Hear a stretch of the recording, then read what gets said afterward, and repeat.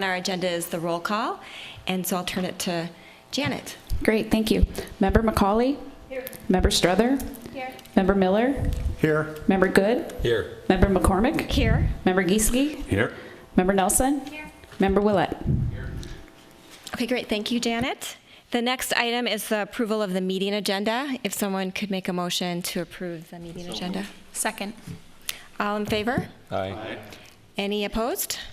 Okay, so on to our next item, which is approval of the meeting minutes from our June 13th meeting. Second. All in favor? Aye. Any opposed? Great. Okay, so the next item I wanted to introduce a new member of the Park and Recreation Department, Tiffany Hoffman, and she's going to just spend a couple of minutes and just tell us a little bit about her background. Thanks, Tiffany. Thank you. Hi, Tiffany Hoffman, the newest member to the staff. I'm the recreation supervisor for the city of Edina. I'm on my third week, so I'm learning a lot. Come to you from employment at the University of Minnesota, where I was the facility manager for events and operations at the University Recreation and Wellness Center. Also spent some time in employment for the Hopkins Public School District. I actually serve on the board that you are sitting on for the City of St. Louis Park. I am the vice chair for the City of St. Louis Park Park and Recreation Commission. In my first 2.5 weeks, I've had several meetings with a wide variety of athletic associations throughout the city, a lot of the officials that oversee a lot of our adult supervisors, and a lot of our recreational leagues. I'm very excited about this opportunity, working with the athletic associations that we do have in the city, as well as expanding some options that we have for some adult programming. Get creative about some different sport offerings that we do have for adults, as well as maintaining the wonderful youth programming that we do have throughout the city. So thank you. You're welcome. Yeah, thank you, Tiffany. We're very excited to have you and appreciate that introduction. The next item on our agenda is the community comment. Do we have anybody in the audience that would like to make a comment? Okay. So then we'll move on to our reports and recommendations section of the agenda. And the first item is the Fred Richards Master Plan. Thank you very much. I would like to introduce Terry Manerick from Confluence. Terry is going to make a presentation. As you know, we've been working on the Fred Richards Master Plan for the last year or so. And Terry's going to make a presentation. We'll ask for any questions. We'll ask at the end for a review and recommendation. Great. Can you all hear me? Is this working? Yes, great. Good. Thank you for having me here today. It's nice to see you all again. We're finally getting close to the end of the project.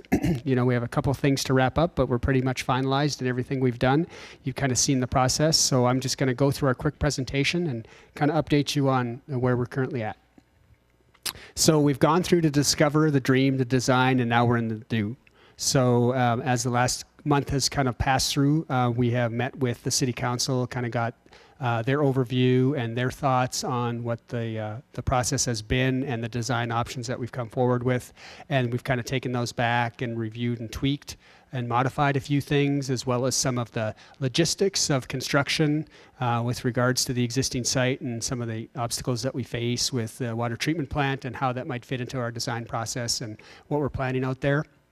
And we kind of taken all that together, and that's what I'll show you today. So we're at that end due process, and I'm just going to show you some of the stuff we've gone through. So as you're familiar with, and if you're not, we've gone through a pretty extensive community input. This is a bit of a summary for it. So we've had 4 open houses that have had over 200 plus attendees. We've done online engagement that has over 1,300 plus respondents, which is a very good number, I think, to get feedback on this project. From all sides of the community, which is very great. We've also done some stakeholder engagement. You guys were a part of that. We also met with City Council. We had a nice joint meeting there as well.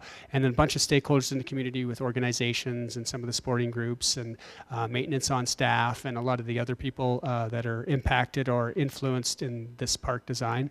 So that was a very good process. And you guys have this report, so you can kind of look through some of these data and this findings that we saw. But a lot of the things that we saw currently in our analysis of the Edina Park System and the overall park system master plan was that, the idea of nature and walking and moving and the idea of just engaging in passive recreation was really popular and has been popular, and that came forward in a lot of the planning and the design that came forward in this process. So, As you're familiar with the site, we did come up with 3 concepts. We had a concept A, B, and C. They each had something different to offer, but as you know, and you're familiar with the site, the western side of the site is very wet. I'll talk a little bit about that. And the eastern side of the site is a little bit more developable, can be a little bit more active space. So a lot of our concepts focused on that. Some dealt with a few different ideas that kind of spread out some of the activities, some focused the activities, and other ones just offered more of a diversity and more of an urban feel as opposed to a more passive and laid back kind of natural feel. Little background on Fred Richards. As we all know, historically it was very much a wetland and a lowland. It received a lot of water. It was developed eventually, but in the past, you know, we joke about this, but it was an ill-drained glaciated area, and we thought about calling the park that, but it just didn't sound right. So we went with Fred Richards instead. So. In the past, Fred Richards was actually more of an active park instead of a golf course. It did have a small golf course component of it, but it did have sports fields, a large parking lot area, as well as the new and up-and-coming office development and around at Pentagon Park. And you can kind of see the roots of this end of Edina starting to develop. Then it became Fred Richards Golf Course. As you can see, the vegetation is a lot more established. The community is a lot more established in and around it as well. And then that went through its final role as a golf course as well, and has now moved on to the development of a park system. So we had 3 major themes that we dealt with. The first one was to restore nature's role, and all these themes came from the ideas that were brought forward by the community, brought forward by you guys, to kind of take a look at how Fred Richards could offer something to the city of Edina that it doesn't currently have within its park system, and also offer something to this side or this end of the city that was shown as a gap within the park system analysis, that it didn't really offer a lot of recreational opportunities. So the first one was restore nature's role, and that was just to kind of take a look at the ecosystems that could be created on this site and kind of bring in that natural element to the space.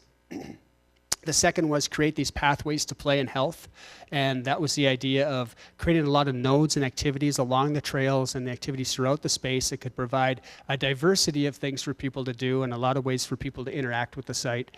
And then the third was to invite the whole community, to make this usable for all, not only a few, and that everybody and every way and walk of life could come and use this park and find some enjoyment in it. So the flexibility was really a key within this space.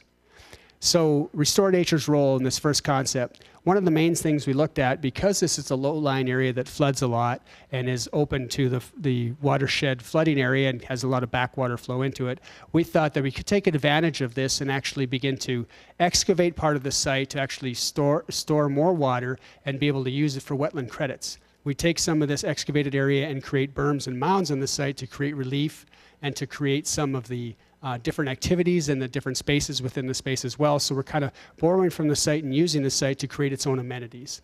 So with this, this borrow and this creation of flood storage area, it also provides us possibly an economic endeavor that can come back to the site as well to help us build the future site and development. And as we know, that western side of the site was kind of tough to maintain and kind of tough to take care of, so to use it as this type of use would be very beneficial. This is kind of a quick cross-section that shows you what would be done here. We're not talking about a deep excavation, just an excavation of a few feet to take some of that area and create the desired wetland and the desired flood storage area or wetland storage area that would be wanted for wetland credits. This also increases the wildlife habit that we see in the space. It produces better water quality. It increases the CO2. There's a lot of diversity and biodiversity in the space, air purification, and of course, overall, flood protection offered through the city of Edina. The second one was to create the pathways for play and health. And this kind of really built upon the idea of people wanting to get out and wanting to walk and go on nature trails and experience the park system through walking and running. So this concept basically took a look at creating this wetland area and dividing a series of trails throughout it that didn't necessarily impact some of the wetland storage, but provided us a lot of different opportunities throughout this wetland area as well as some of the developable area. So what we did is we created a series of nodes, and each of these nodes offers something different within the space.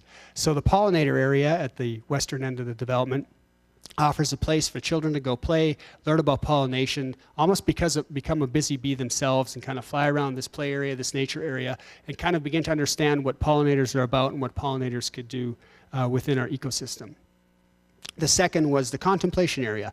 We also heard that people wanted a nice place to go and sit and rest and relax within the park. So this is an area where you could do that, could possibly do some light yoga, do some small gatherings, could just sit and look out at nature and enjoy and observe. This is all part of a nice system of boardwalks that goes through this space and begins to offer a diversity of trails and activities throughout this area. The habitat. This was a node that basically looked at the different types of ecosystems, really built upon nature and nature play within this area so that people could begin to experience what this environment is really showing them and also begin to be immersed within the space.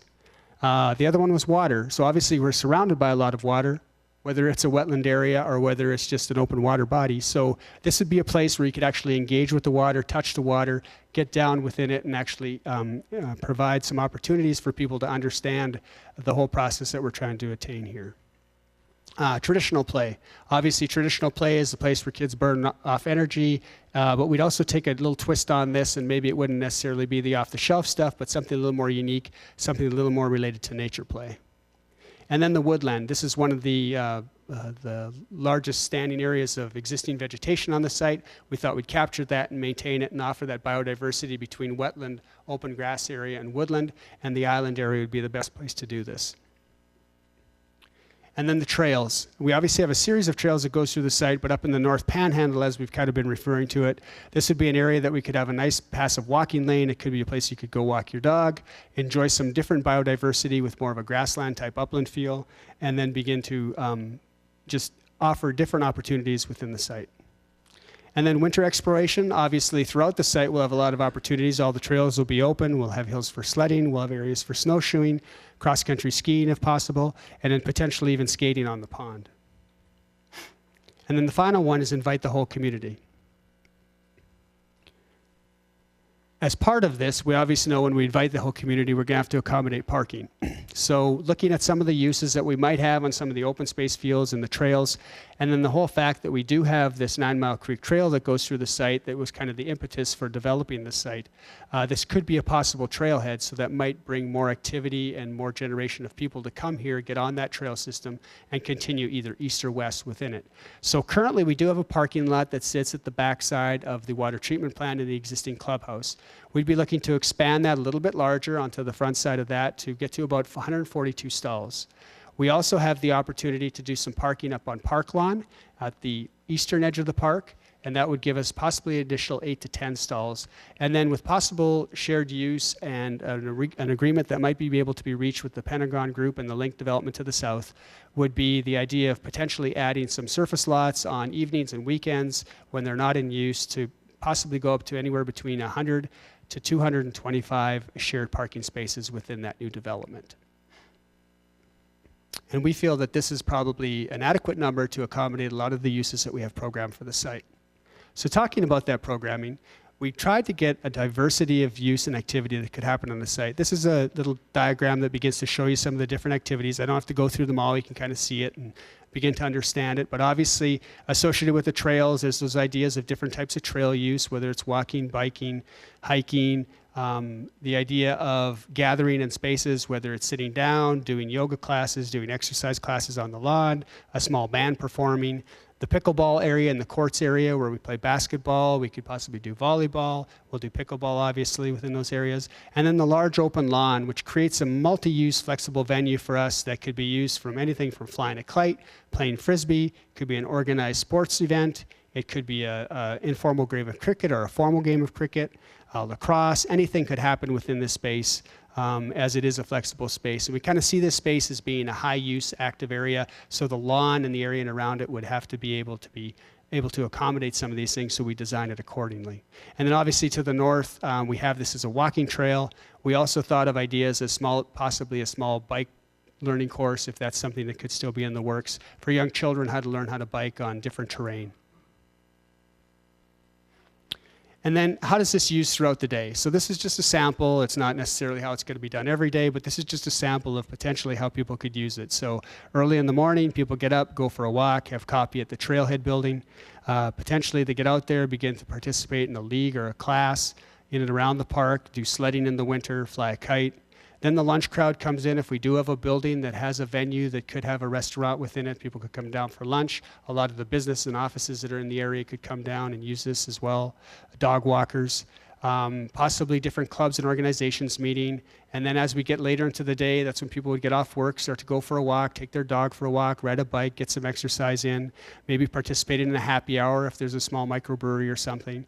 And then maybe get involved in a little bit more with the sports activities and events that could happen, like the pickleball, or maybe there's a small concert or event within the park. And then as you go more into the evening, not just thinking about daytime light and activities, but also when the lights are out and looking at the stars and stargazing, maybe nighttime events or activities, and then obviously the frog choir as the day comes to an end. So here's the overall master plan that we came up with for the park. You can really see on the western end how this is a really highly influenced nature-based system where we'd have the wetland banking, the trail system kind of meandering carefully through that to preserve a lot of that ecosystem, a lot of touch points and interaction through those nodes that we began to show you, and how that would interact with the existing Three Rivers Trail and potentially begin to piggyback off some of those activities that would be associated with that. To the north, once again, you see the Panhandle, the separate loop trail, making use of an area that was constantly prone to flooding, but could now be used for an amenity and an aesthetically pleasing space as opposed to just an open grass swaled area. We also take into account some of that flooding that used to occur within the space, and most of that came from stormwater runoff that would basically fill up that existing pond that you see on the east side, and that would backflow into that space, and that's why flooding occurred. So what we've done is actually taken that pond on the east side, created a natural stream or water course that actually runs along the south side of the property and connects into the existing drain system. But what it does is it allows us to daylight and store a lot more of that flood storage area and not have that backup occur or happen, and also increases water treatment and water purification in the process.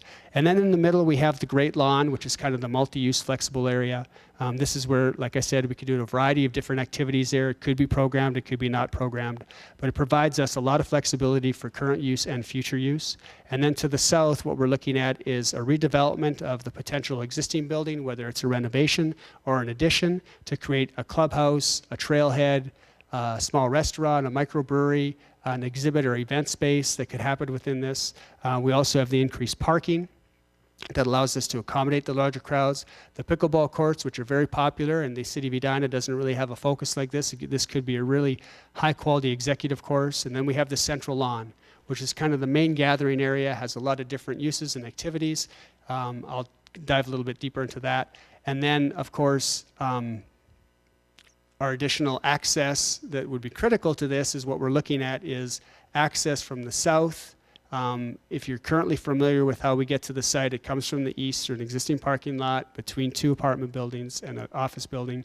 And it is very hard to find and hard to get to. What we're proposing is that we come off the southern street into the site, created a very prominent drive entry signage that would get us to the front of the building so that people would be encouraged to use the south entry and not try and find parking in and around the space all around the north side and east side of the sites. So diving a little bit deeper here, this is what we call the nature bank. This is the eastern area. So you can obviously see the pollinator gardens, you see the stone steps. One of the things we looked at here was the privacy for the residents who exist along the north side. And as part of that, we really wanted to provide a strong separation that wasn't necessarily a visual separation so that they couldn't enjoy the park, but more of a physical barrier, a physical separation through some of the water storage and through some of the wetland environment and the berming and the trails to create an environment where people could meander through but still have the privacy of the homeowners to the north. Obviously, wetland restoration is a critical element here. Little things like the bridges, the outdoor classrooms, the water play activities, the 9 Mile Creek Trail, obviously, opportunities to view and observe wildlife, different types of pathways, like we said, boardwalks, stepping stones, paved trails, granular paths, and then the idea of nature play. We think this is critical in this environment as it is set within nature, and we think that's a great way to experience it. The nature bank. So one of the concerns, like I said, was the privacy of the residents to the north. So we used 3 different methods and techniques to be able to provide this privacy. The first one was just as a basic elevation change and change in contour topography. Small shrub planting and small berming could be able to accomplish the views from the pathways to not have direct view into the residences, but the residences would still have direct view into the wetland area, into the park. Similar to the one to the south, slightly more berming, a little more tree planting to provide some privacy. We still would obviously have those nature barriers within it so that the direct access to the backyards would not be available. And then the third one is wetland separation, where we'd actually have like water in between. So it'd really be a strong barrier. They might be able to see more into the backyards, but the physical barrier is there so people can't get into those spaces. This is just a shot and idea of what that space might look like. So as you're walking along that back boardwalk in the back side of the property, you can kind of see the elements. The residential houses would be to the left of this as you're looking at it, and the wetland storage and banking would be to the right. Another shot or an idea of what the pollinator node might look like. This idea of children's play mixed in with a lot of the pollinator gardens, a lot of the learning, interpretive opportunities that could be provided within this area as well. The loop, as we talked about, would be a great place to take a walk or a stroll. It provides another opportunity to a space that has not been programmed or not used in the past. We'd have native prairie here, expanding that ecosystem environment, possible sculpture opportunity along this path as well, extending the idea of what you do on the promenade, and then casual garden seating as well, and then that obviously that opportunity of a child's learn to bike, learn to play area as well. This is a shot of the loop looking to the south. You can see the Great Lawn, you can see the wetlands over to the right, and you can see the focal point community nodes over by the clubhouse to the south. The Great Lawn, as we said, we took a lot of that excavation that was used for wetland banking, created the berming, also providing the buffering between the residential area and access to the residential area from the Great Lawn, so that if there is any more activity on the Great Lawn, we really kind of create that separation through buffering and tree planting so that you don't get the direct views in, you don't maybe hear the noise that's going on, and there's a really strong separation between that activity, but there is still linkages so that the community can still come and enjoy it. We have winter use with sledding, snowshoeing, other opportunities that could happen within the Great Lawn. The idea of organized sports, passive sports, a pickup game. We also looked at, there's an existing kind of remnant piece of the park. It was one of the T holes. It was actually the original parking for the other park in that 70s, 60s concept I showed you. What we thought that would be a great neighborhood park. So as part of this overall community park that you have here, or city park, we have this little neighborhood playground that has a meeting shelter, a gathering space, provides immediate play to the multi-use housing that is over to the east side of the property, so that those people have a place to come out and play where they may not have that open space within their community currently. And it just provides that opportunity for people to gather and hang out. You'll also see we're thinking about another shelter a little bit to the north of the Great Lawn to provide another opportunity for a community gathering space as well. This is a shot of the Great Lawn, kind of looking back to the east, so you really do get to see this separation. The residential would be off to the slightly to the right of this drawing, so you see the buffering and the separation to the residential area, the buffering and the separation to the 9 Mile Creek Trail, and the wetland area. So if there is any high activity use within this space, it would really be enclosed within this area and feel like it's quite private. Once again, some programming opportunities could be programmed. It'll fit a regulation soccer field. Will fit 3 mini soccer fields. It'll fit any lacrosse, football, rugby in this area, a special event such as a concert or a gathering, and just open use and play within the space as well. The central green is kind of the community focal point. We have the building to the south. It looks a little larger than the existing building. I'll show you that in a little bit more detail as we go on. We have the 9 Mile Creek Trail in red off to the left, and then a bunch of variety of different activities, a hammock grove, unique play areas, nature play areas, swings, a rec room, outdoor table tennis, and different types of lawn games that could happen in that area, and possibly a small stage that could be used for yoga or performance, or just as a gathering point to the kind of open front lawn, we're calling it, to the front of the building here. We have the eight pickleball courses, which would be highly detailed and very professional in their layout. They would have gathering spaces within the middle of them so people could wait and watch. We also have designed in at the base of this You can kind of see we have a seating area so spectators can come and watch and view. And we've also accommodated this over the existing water treatment facility so that it still is in operation and still works. We've moved the basketball court a little bit over here to take the focal point away from the trail, and we still have basketball activities that could happen in adjacence to the straight lawn, the Great Lawn. And then we also have the existing clubhouse and water treatment plant that has been expanded as the focal point here with potential outdoor space or beer garden associated with the restaurant facility.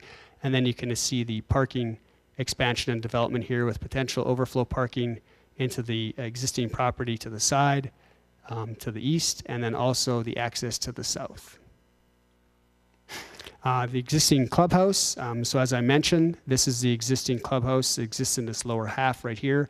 We thought that could be a great trailhead, office, storage area, a potential exhibit space or gathering space within here for rental or activities, a potential dining or brew pub at this end, north entry, outdoor patio that could be used for a beer garden as well, associated with the pickleball and the front lawn. Kitchen, expanded kitchen to accommodate a lot of these activities in here, the existing well house that exists on this side, some storage that exists, and then future storage for the kitchen or the development within the building, and then the existing toilets within this space as well.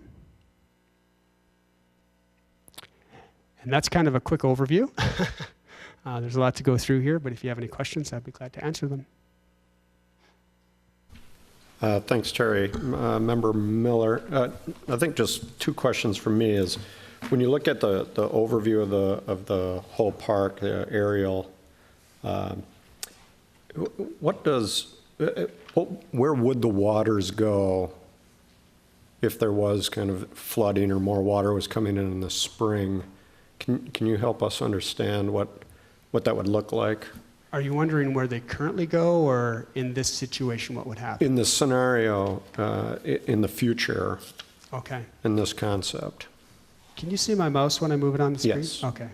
So what currently happens is this is basically a backflow.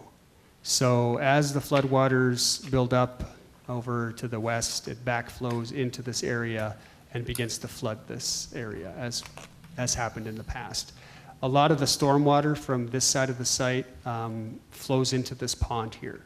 So that's currently accommodated in this pond. There's a large pipe at the end of this pond that goes underground and connects to an outflow over here that goes underground again and sends it to the south. What happens is when we get a large storm, that pipe can't handle the flow, so it begins to fill up that lake. As it fills up that lake, it begins to come out of a manhole that sits over in this area and begins to flood this area, this panhandle area to the north. So as that floods, it obviously takes that out of play and creates a flooding issue or concern here that begins to creep on the back of the residences that happens here currently. As we increase flood storage here through wetland banking or credits, what will happen is as we excavate that area down, we'll be able to accommodate a lot more flood storage. So a lot of that flooding that happens within this whole area, and if you remember that plan I showed at the beginning, I'll go back to it quick here. This one here, this one up on the top, you can see all the blue areas where that currently floods in. So as that flooding occurs, it begins to fill these low pockets. What this area does when we begin to excavate it is we can actually store more water within that area. So it helps to alleviate the flooding in potentially some of those other areas. To the south, Pentagon Park currently floods and gets a lot of that flood water as a backflow. So maybe with this excavation, it actually wouldn't even get into those areas because it would be able to accommodate some of it. And then over on the east side, with this current configuration in the pipe, what we're doing with this pipe is we're actually going to daylight it, and we're going to channel it along the south side of the property and daylight this as a natural creek. With that creek and that flow, we won't have that issue of the backflow and the pipe jamming. We'll be able to accommodate a lot more storage of that stormwater water, which is separate than the flood water, which is a higher quality water. The stormwater running into here would be treated in that natural creek, separated from the wetland storage and flood and wetland banking, and then continue on down to the south into natural processes that exist there, which are pipe and open water bodies. With that, we think we can alleviate a lot of the flooding that can happen in the panhandle to the north, and be able to accommodate a really nice feature on the site that provides more of an ecosystem for wildlife and learning and a lot of different opportunities for interpretation. So. Right. Okay, super.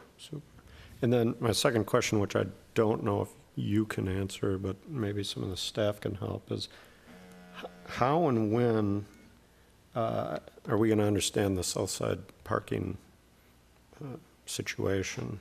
You know, whether it's possible, if it's possible, what it's actually going to look like? Because I think that's a real key to some of the aspects to the future plan.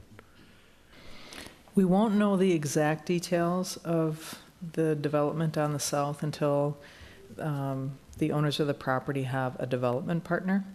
We have been working very closely with the owners of that property now for the past several years, and they have committed to shared parking for the site. They know that we need a main access into the site, and they feel confident at this point that the main entrance that you see into the park from the south is viable.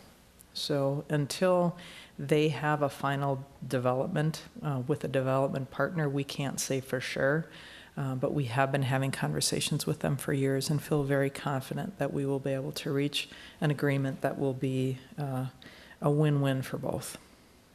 And currently, there is space that is directly under our control, if I can find that slide again. Right here where I'm showing it on the mouse. That's a direct access. Yeah, well, is this right? 260? It's just the. So the 260 is the existing space, I think, from your, I don't know if you can see that far. Yeah. So if that side, so 260 would be kind of completely under the city of Edina's control, correct? We're probably closer to the 150. 150. We'd need that extra sharing of lots. There is current development there just to the east that has a day use, so evening and weekend use could be possible to use some of that surface parking with agreement of the property owner.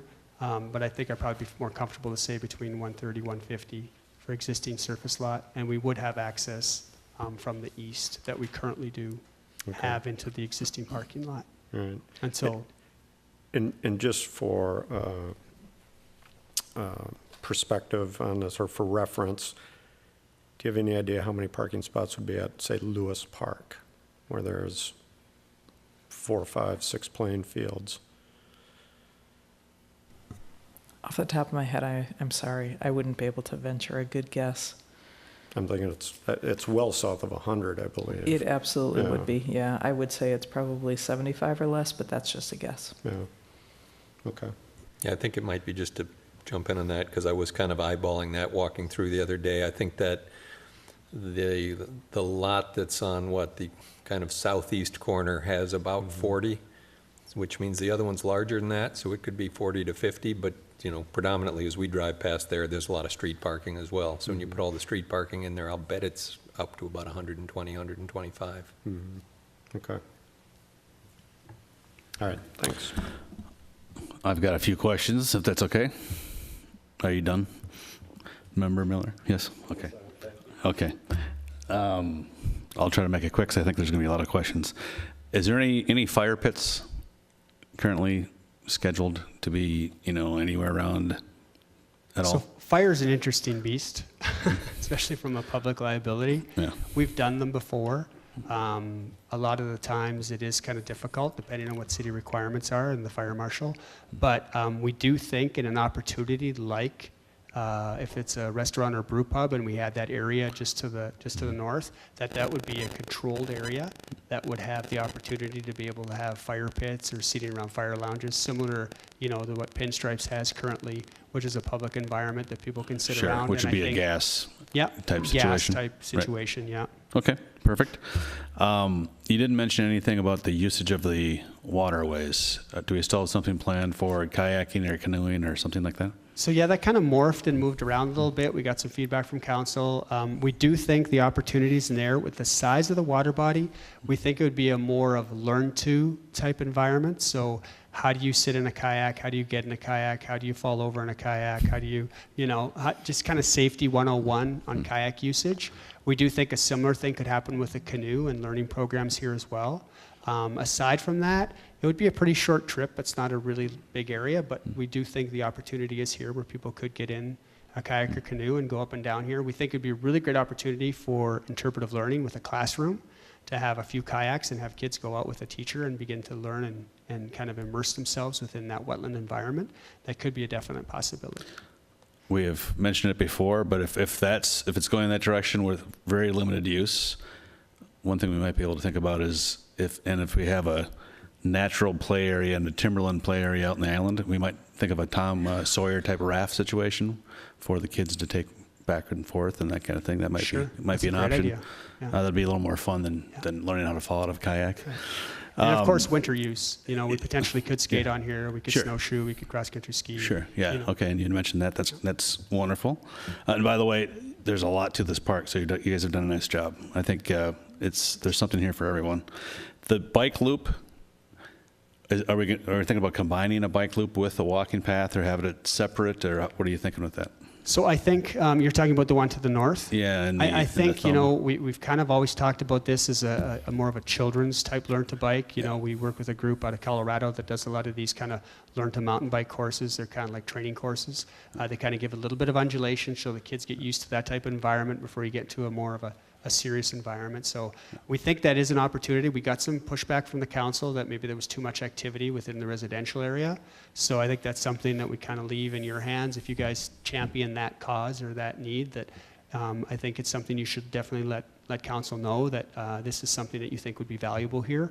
But currently it could serve either as both walking and biking. We think the bike course would happen independently of the walking course or the walking trail, so that it could potentially have both uses within this space. I like it there because it's potentially a trailhead for the biking path. It makes sense. You can bring some young children and say, you know what, let's get you going on bikes. This could be a nice training first, biking situation, and I think it'd be wonderful.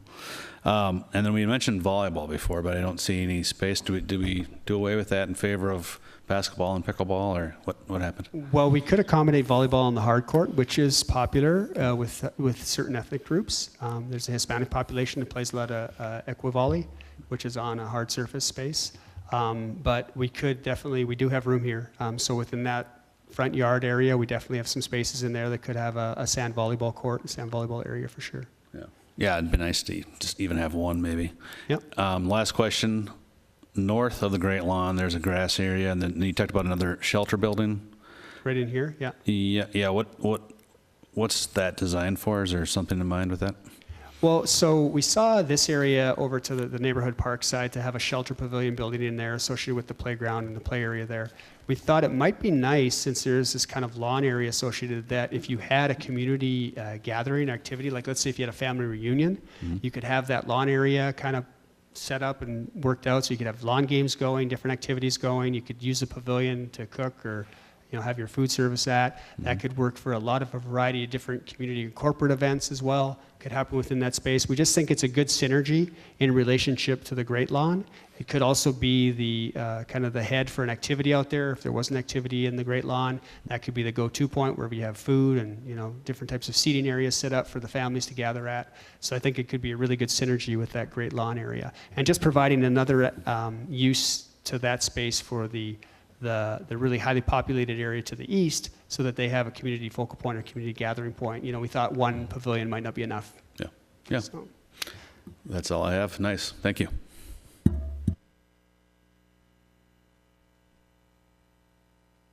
I have a couple questions for you, Terry. First of all, very thoughtful design. I think it looks really great. You've really incorporated a lot of the feedback that I've seen come out of the community and involvement that you've done. So just a couple questions on the water pieces. So do you see that, like on the east side, would that always be full of water, or would that kind of come and go as it rains, or? I think it would be at the state where it's at now. It would obviously, ebb and flow with the inflow of stormwater, but I think we'd alleviate a lot of the flood conditions that would happen with the natural stream that we're looking at providing to the south. We wouldn't actually make that stream at a level where it would impact current water levels. We'd try to maintain that existing water level that's in there and have an overflow that would actually activate that stream and begin to engage that stream. So a lot of the times it could be a dry creek bed, which would just be part of that ecosystem. But we think it would probably we know it would maintain the existing water levels that it currently maintains today. Okay, good. And then how deep do you see the water on the west side where it's got the loop? So what we're doing there is there's some existing water bodies within the golf course. We're kind of unifying some of those and tying them together through this. So currently we're looking at anywhere from 2 to 4 feet to 5 feet in some of those areas. It's not a very deep water body. It's not intended to be a deep water body. But that's kind of the general purpose of that. And this is to accommodate some of the other areas that we've actually removed that large open water area to create more preferred wetland habitat and wetland banking area. So it's not, open water is not a really big characteristic they're going after for wetland banking. Right, and then in that water area, would it be, like I'm thinking of that area over by Lake Calhoun that's on the, I don't know what side it is, but it's got all the water and the ducks and it's like kind of algae-ish. Would that be more clear, or would it be more like that? I'm just trying to picture what it might look like. I think in a natural ecosystem, without the influx of the fertilizers that you potentially had from the golf course here before, it would be a lot clearer. It would be able to maintain that cyclic system. We'd also have the opportunity to potentially do aeration here if needed. We could run some aerators in the bottom of this to kind of turn up that bottom level of water and kind of stagnant water that sits on the bottom to be able to generate some of that active bacteria to be able to purify that water as well. So okay, good, because I think I really liked your idea of the kids play, but we definitely would want to make sure the water quality was at the right level. But it sounds like you could handle that, or we could manage that. Yeah, and I think with regards to nature play, we'd probably have a potable water source just from a state code or review kind of point of view. I think we need to have something like that, but I think that opportunity to get down and interact and collect bugs and look at all the insects and different things that are down in the water, that'd be great.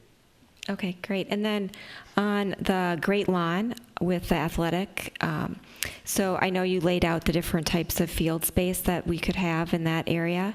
And do you feel like that maximizes the field the best way we could? Is there a way we could get more field space, especially for the younger, like the youth soccer? Because 3 isn't a huge amount of space, so I was wondering if there a way to do. Well, that's 3 that they can actually play games on. If you were to have an intro to soccer, you'd probably have 20 fields on there that could fit within that space.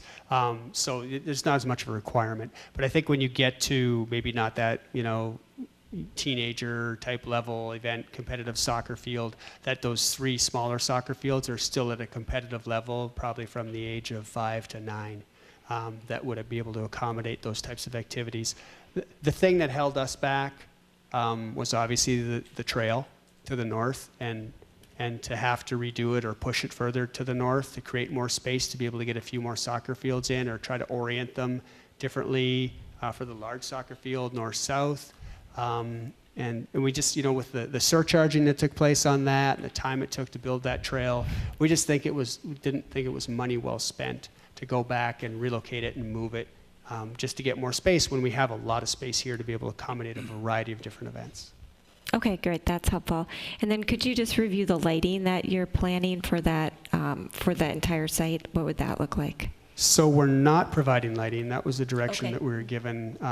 We haven't shown it. We did do a lighting study. And if lighting is still something that's you would like to push forward, we're happy to have that done. But we haven't shown any lighting in the plan. But we did do a lighting study for the Great Lawn area that could be accommodated around the perimeter, to give us enough lighting to be able to use that in the fall and evening hours. We also, with that lighting study, we provided a 0 cutoff. So where the trail hits that lawn, there would be no light spill that would go into the space. It would all be directed within that area. You might get some ambient skylighting that you might see due to reflection, but all the light that was in the space would shine directly on to this existing space and not spill throughout the whole site, and be able to be kind of flooding into the natural areas and into the residential areas off to the side. There was also talk about doing some trail lighting, And I think that's something we could still do, whether it's a low bollard lighting so that people can kind of find their way through the site, whether the Three Rivers 9 Mile Creek Trail gets lit as well through the space. I don't see the rest of the trail being lit, but depending on the activity and the use within the space to kind of catch those shoulder months for people to be able to go out here, I think low-level lighting could occur within the trail system as well. So, but our focal point for a lot of that activity lighting would be primarily around the building, the pickleball courts, some of that front lawn area, and activities that might be more community gathered there. Leave the natural systems to be non-lit, and then potentially some lighting of the field space. So. Okay, good. Thanks, Terry. And then just one last question. You had mentioned we'd have the entrance, the main entrance would be from the south, but there'd also be an entrance from the east. Did you just say that, or just is there? Well, we have parking up on the east. Yeah. We do have there's some, I think the roadway's actually providing for some shoulder parking that would be up there. It's minimal. It's, like I said, about 8 to 10 cars that could fit up in that area. That's what that reference is? Yeah, Okay, got yeah. it. And then potentially, people could access it from the west as well. There are some existing businesses and parking lots over there that people could park if they're not in use, and potentially get on the trail over on that side as well. We do provide, and we do show, right here, we do show, the connection to the trail system, but there also could be access that could come out of some of these areas over here as well. So. Okay, great. Thanks, Terry.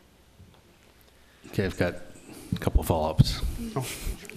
The hammock rest area, I don't think we've talked about that much, but that's fantastic. But it raises a question. I can see teenage, it's kind of a hot item right now is hammocks, or you see them everywhere. Are we planning to have any Wi-Fi availability outdoors at all? I think Wi-Fi is a great idea. Yeah. I think definitely it's a simple ad, you just have it in the building, and you could have a couple satellites in and around the central lawn area. Potentially, if you have interpretive opportunities, you could have little hotspots all the way around the trail that people could actually interact with Sure, their you can phone. have an app or something like that. Yeah, with an app, and begin to understand. It could be a great teaching method for teachers bringing out preschools or, elementary school kids out here, and just use the app that could be provided I got to here. see high school kids, coming down the trail from the high school directly right here, hanging out, and Wi-Fiing it together, and as they do without talking, and they're on their phones, but in the hammocks, right? But I could see that. Still doing Pokemon Go? No, you have to show me how. Yeah. And then the water play. You had a separate water play area on there. What? Can you tell us a bit about what's imagined? So I think that would be kind of that nature play area. So it feels like you're part of the wetland environment, but it would be potable water.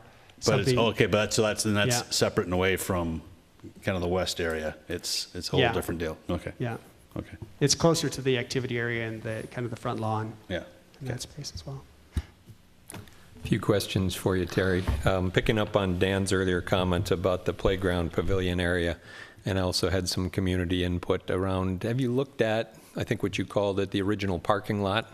Mm-hmm. Is the size of that large enough for a good shelter area and a playground? Did we think about having the playground over in the loop area or some of that other lawn just south of the trailhead?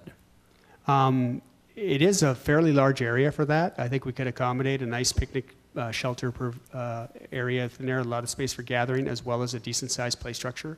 That would probably be a bit more of a traditional play structure, although we'd like to lean to something more unique within that space. But we do feel that is a pretty large area.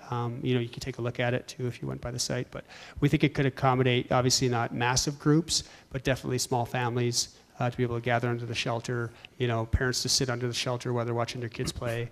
Kind of daily activities within that space as well. So we definitely could go something more into the loop. We tried to keep it away from the loop and closer to this area to kind of keep away that high activity, high use zone that a playground could see from the back of the residential areas. So that was kind of our thought process and why we didn't put it up in the loop. Okay. Another input I got that I hadn't noticed before, but looking at the walking path, or I should say the trail on the south side of the nature bank, is that the intent there? Is that reusing or dual use of the bike trail? Or are we looking at a separate walking path that we'd build in there? So technically, the 9 Mile Creek Trail isn't always a bike trail. It is a walking trail as well. And we do see dual use. One of the things that came up through our public facilitation was that what if that is super busy, and Yep. what if there's so many bikes on it? I think that we need to think about that, and then maybe there is a secondary trail that gets added to that is pedestrian only.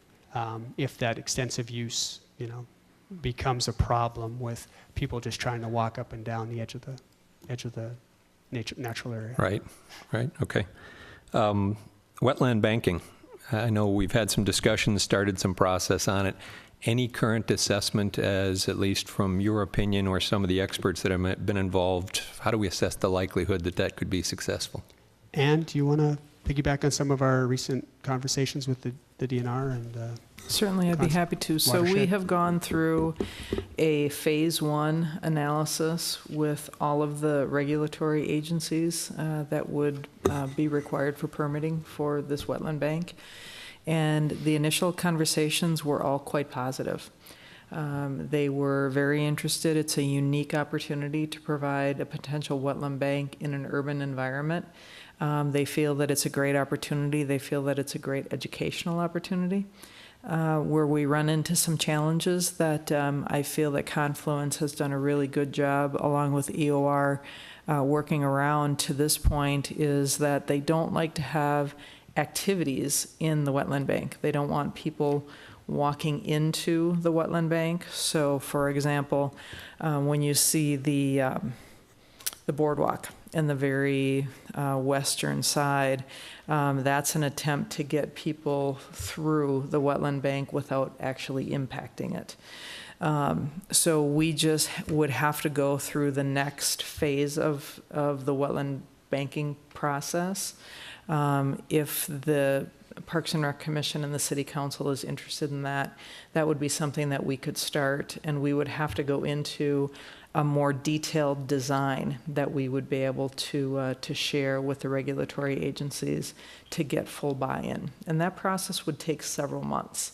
So if we do get the go-ahead from the City Council on that, I would recommend starting that phase 2 wetland banking permitting process as soon as possible, because it could take up to a year for regulatory approval on that. Did that answer your question? Yep, thanks, Ann. Our material had some high-level initial information on costs of creating this. Did that come from your group? And if so, can you give us a little background into the detail of that and how you got to that number? Yeah, it is still a little high level. Yeah. So we're refining those and working with Ann as to how much detail we want to provide on that. We are still somewhere in the round to 8 to 10 million for the development, excluding the actual architecture in the building, whatever that might be. Hopefully, if there's a partner or some relationship that comes of that, that would be a separate development. The knowledge of the basis for that comes from working with our consultant team and EOR and what they've seen with excavation and creation of wetland banking areas. It comes from our experience with trail development and some of the projects we're currently doing, some of the open space, park space development that we've currently done within the last few years, pulling upon the resources of our 5 offices to kind of get some accurate numbers of what those things would be, and just kind of putting that all together with what we're showing here in the current plan to provide that ballpark number for where we think we need to be at. And if you look at I might call it the 5 different areas of the park, do you have any sense for, is one of those much more expensive than another? Did you do anything to try to break it down between, the central green, the Great Lawn, the Loop, the bank, the neighborhood park, or not that granular yet? Well, I think there's a lot of earth movement in the wetland banking. So that does require a lot of, time and effort put into that. So I think if you kind of almost took it as a focal point, that would be one of the high expense areas. We could also take a look at the front lawn, because of so many different activities and things that are happening there with the pickleball, the nature play areas, the outdoor lawn games areas, and a lot more paved surface than you'd see in other parts of the site. I think that's another high-use, high-activity space area. Probably the area that we'd irrigate as well, along with the Great Lawn, but we wouldn't have to worry about that in other parts of the site. Obviously, we move to the North Loop. That would probably be our low-cost, kind of low-hanging fruit. To the east side, where we have the pavilion and the play structure there. There's some infrastructure with that, but it's a pretty quick fix to the way that site currently exists today. So that's not a really big thing. But then the Great Lawn, if we're looking at a high-use lawn, high-activity lawn here, we're not talking about traditional sod. We're talking about a sand-based sod that can bounce back and come back, as opposed to the compaction of an organic layer that you'd see in typical sods today. So an irrigation system, a different sod profile, the costs are a little higher with that. And then obviously if we can talk about, the pickleball court, we have the bituminous, the fencing, the applied surfaces, and all the things that go in it. So I think there's a healthy balance between the two sides, the natural and the kind of more developed side to the east. But I do think, it all depends to the level of detail we want to go to on a lot of those different elements that are within it. So. And just so I'm clear on the understanding the 8 to 10 million is initial high level. It does not include a fully utilized clubhouse yet, is that correct? No, it would just include probably the quick retrofit of that existing clubhouse to serve some form of purpose. It has bathrooms, it has kind of a service counter, it has a meeting space.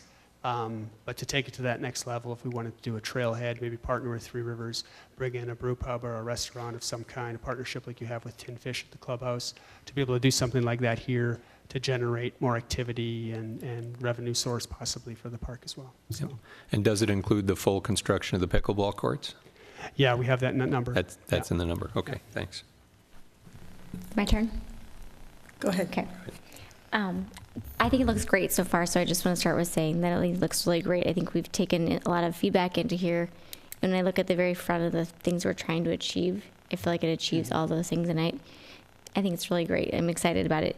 I have a few minor questions that haven't been asked yet. I didn't see any place in here, but I think it's important to ask of where we're having bathrooms. Silly question, but very real in terms of this. So I know that we talked about maybe some potential restaurant or potential community room, but I want to understand where there's a restroom that I don't need to go into an eating area to use. There is a current restroom in the clubhouse, male-female restroom within that clubhouse. Whether it could handle the capacity of what we're showing here, it could need some expansion. But we do have that utility within the clubhouse. It doesn't have to be part of a restaurant, it's just part of that open space, that kind of communal gathering space that's within that area. Aside from that, there's nothing really else within the natural area. We think an opportunity could be over on the east side, that second pavilion, or the other pavilion we're showing, to potentially have a pavilion structure with restroom on the back side of it. So we think it could have a fireplace / restroom associated with that could be related to that gathering space. So that would give us a lot of restroom opportunities in there. And then obviously we don't really want to put porta potties throughout the natural area. No. But if needed for larger events, I think that could be an opportunity to bring something else. I just think it's important that if we're going to have a neighborhood park, that there's a restroom. If there's a soccer field or any athletic field, that there's a restroom, as well as if it's a trailhead, that there's a restroom, that it isn't a second thought and we have to build up something beautiful and then be like, oh, here's a porta potty. So I just think it's important that we make sure that we have adequate restrooms that don't require people to go into a restaurant to use, because that sounds good. Everyone, including kids, have to go to the bathroom a lot. The other thing I was going to ask, if we've taken into consideration just from things we've already worked on up to this point in terms of the numbers, the signage that would take place here, because one, it's the nature part of it is the education. The other part of how this all connects to the different current bike lanes that are existing. I see a lot of signs that says go this way and how many mileage it would be. I would just understand the signage that's going to be taking place or in the plan. Yeah, I think that's kind of that next layer when we get into the detail here, but definitely there's the basic signage to kind of find your way around the site, tell you where the 9 Mile Creek Trail goes to the east, where it goes to the west, and then also that interpretive opportunity, to get down to that next layer of, what within this site could we kind of dig down deeper and have some of those interpretive opportunities within this space. And obviously some regulatory signage that would have to be available for some of these areas as well. But branding of the site, like the entry sign to the south, we think it'd be critical to have a really good monument sign there so that people know how to get into the site and where to park and understand the access to the space. And then it just, anything else that's related to some of the activities or uses that might require signage. Yeah, I just know that we've done a lot of work that realizing how much signs cost at the last minute. And I'm actually not as concerned about the entry because I know that one will actually happen. Right. But it's the other signs inside there of hey, how does this connect into the Nile or the trail, and how do where do we push back to the trail HUD itself and say, hey, nice trail, what signage are you going to provide to us too? I think it's important to understand that. I was just curious. Yeah, absolutely. The Three Rivers Park District also will provide signage. They do have signage that's consistent throughout their trail system, Correct. so that'll be included in this park as well. Okay, cool. And I think there's a partnership level too, to that interpretive Yeah. component. You know, with 9 Mile Creek and the watershed, they showed a lot of interest in our earlier meetings to be able to explore some of those educational opportunities. Great. I just want to make sure that's part of it. The other thing is I had want to ask, and we had talked before about a potential, and this may be too far down the line, but I just want to keep it in the thought process of the whole city bike program. I don't know exactly what it's called, but where you can rent a bike, and rent it here, drop it here. But before they didn't want to do it in Edina because we didn't have any true bike trails. So I didn't know if that's something that we could circle back through. And I'm thinking that maybe you wouldn't even have to park there, because you may have mentioned like across Highway 100, there's some areas over there they could even put that there. I was just wanting to make sure really that we keep that top of mind, because I think it's important. So. I think that's great. I don't know what conversations have been had within the city, but I think that's a great idea. Yeah, and I would tag on to what you said, Corin. Previously, they were not interested in putting bikes in Edina because we didn't have regional trail connectivity. And we could certainly start those conversations, because when the trail is complete, we will be part of the entire regional trail system. Yeah, I just think it's important as we, look at the diversity of the area. Also, I mean, if these people are in apartments, they may not have a place to keep a bike, but what a great experience for them to be able to get on a bike and try it out. And maybe it's doing the loop, and maybe it's jumping on the continuous trail, but I just think it's a great opportunity to be able to do that. So I just want to ask that. And the other thing I was going to ask is, you mentioned a little bit around having some form of lighting on the trail. And I don't know if we ever looked at even just like solar lights, just in terms of a safety perspective, not big lights, but just in terms of if it's dark there and there's lots of natural shade, that there is some form of a safety perspective, because it does kind of curve a lot. If you are commuting in the fall, I think it could be kind of scary. Just wanted to make sure we. That's a great thing. We can explore that. And that's all I have. Hi, Terry. I just have a couple of questions. First of all, I appreciate all the work that you've done on this. I like almost everything about it. It's a great plan. The question I had on the clubhouse area, kind of two parts. Is this the existing footprint, right, what we're using here in the diagram? And if so, is there an ability to expand that, or I think there was a change in the flood plan that said we couldn't put any structures up? Or something? No, we're okay where we're at here. So the existing clubhouse is basically this building right here. Right, so could it be expanded or not? Yes, It yeah, can, okay. yeah. So just. It is showing expansion. It is, okay. And then on the north, kind of the north side, within the light study that was done, the berms, are the berms reflected in this light study? Are the berms reflected? Yeah, I mean, so yeah, no, they weren't. So that's another element that would Okay. obviously provide more screening to that area. We did it as a blank slate. We told our photometrics person to take a look at this area, and we want to contain all the light within the perimeter of that trail. So that's not even taking into account a lot of the berming and the tree growth that'll happen on those Right. berms. So that'll actually provide additional screening from some of that light pollution that potentially could happen. Okay, all right, thank you.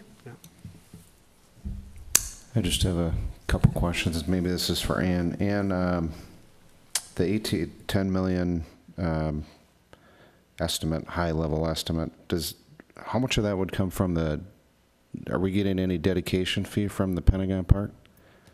Yes, we would, and that's why part of the reason that we're not taking this deeper than what we are right now.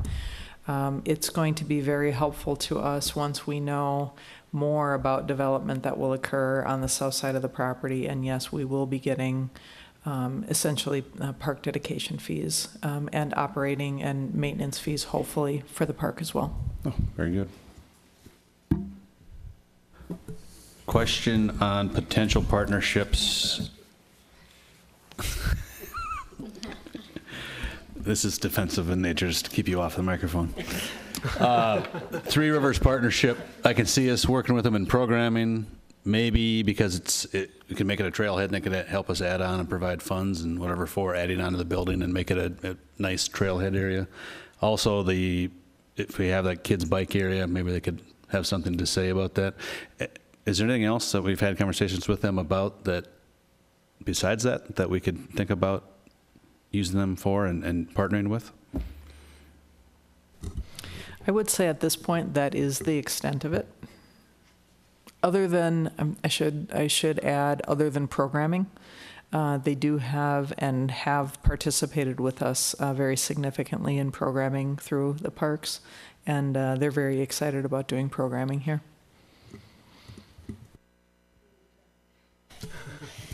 So this question actually may be more for Anne, but with the question of lighting for the Great Lawn, how does that impact our ability to add capacity to our park system overall?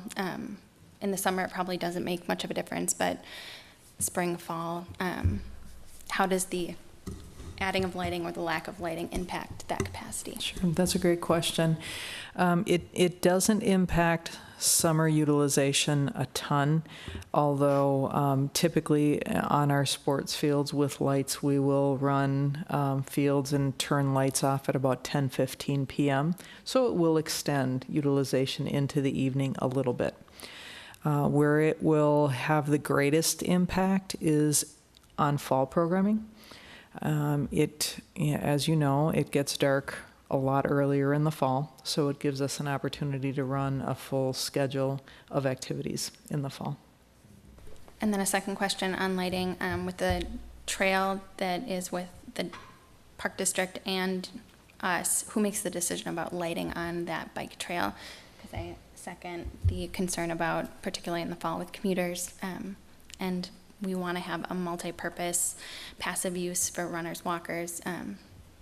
Those who are able to utilize it during the day have an opportunity to use it with light, but those coming home from work in the winter, it's dark when we leave work. No, that's a great question, and I have not had any conversations with the Park District about lights. I could explore that a little bit more. I had one more question on the lights, and would having lights, which adds to the time in the fall, help in producing adult programming for sporting events, for sporting leagues? I think it would help with adult programming, certainly. And it not only helps with rectangular sports, but it also helps with baseball and softball as well. Because what we do in the fall is we take our rectangular field sports and we put them in the outfield of baseball and softball fields, because that's where we have lights. So that limits baseball and softball's utilization of those sports in the fall as well. So it helps rectangular field sports, it helps baseball, softball, and it would help adults as well. And Terry, just a quick one. The berming and the visual block that we talked about, and maybe this is just my personal impression, was in the wetlands area on the north side where those homes are. Mm-hmm. But when you look at the north loop, because I know that's a little bit lower area, is there any plans in there to create a visual separation? Yeah, if you look at that rendering I have on there, we're talking about taking some of that borrow excavate and begin to undulate some of that area as well to provide a little more visual interest and diversity to that area, creating some upland and some lower sitting areas as well. So that is the intent, to kind of diversify that space a little bit as well. So. Okay. All right, thanks. One last question. How long from start to finish would this project take? To construct, depending on funding, I could safely say if we were full go to do it, it would probably take about 1.5 years. I think the biggest part of that would be the wetland banking excavation. Thank you. And then I think I would add to that as well that it is our experience and best practice to expect that it takes at least 3 years to grow in a native area. So there is a significant amount of maintenance that's required. So while it could get planted, but it would take 3 years for a really significant, fully developed grow-in. Terry, would the excavating part of this construction impact the bike trail, the current bike trail at all? And if so, for how long? It shouldn't impact it highly. I think we'd probably provide some crossings that could be used specifically for the moving back of some of the excavate and fill that we'd be using on the other side. So I think that some of those elements would probably hinder it. I don't think it would be a full shutdown of the site. We try to encourage it to stay open, but I think we would have opportunities where maybe we maximize our hauling through a certain period of time and then begin to form that area, and then maximize hauling and begin to form that area. So we try not to close off the trail system, but I think there inevitably be some crossing of the trail that would occur with us to move material from one side of the site to the other.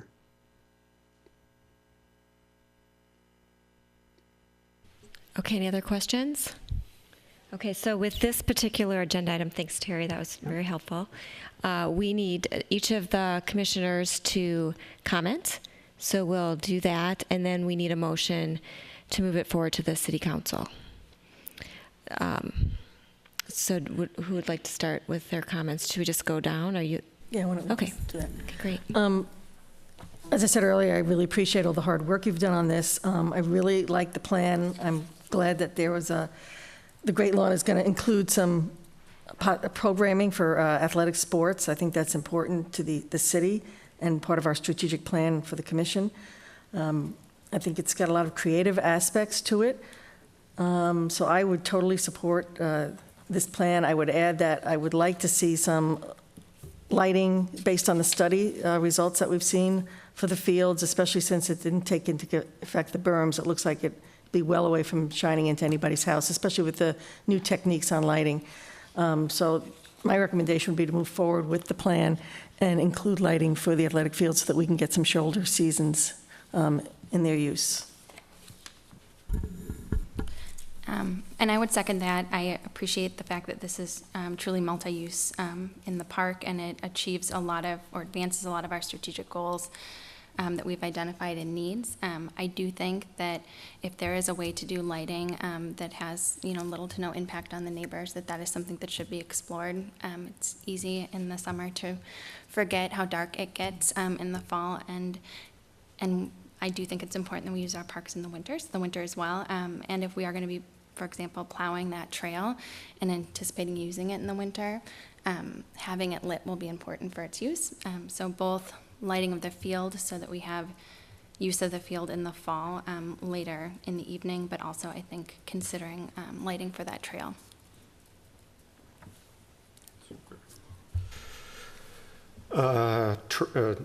Fantastic, I think. I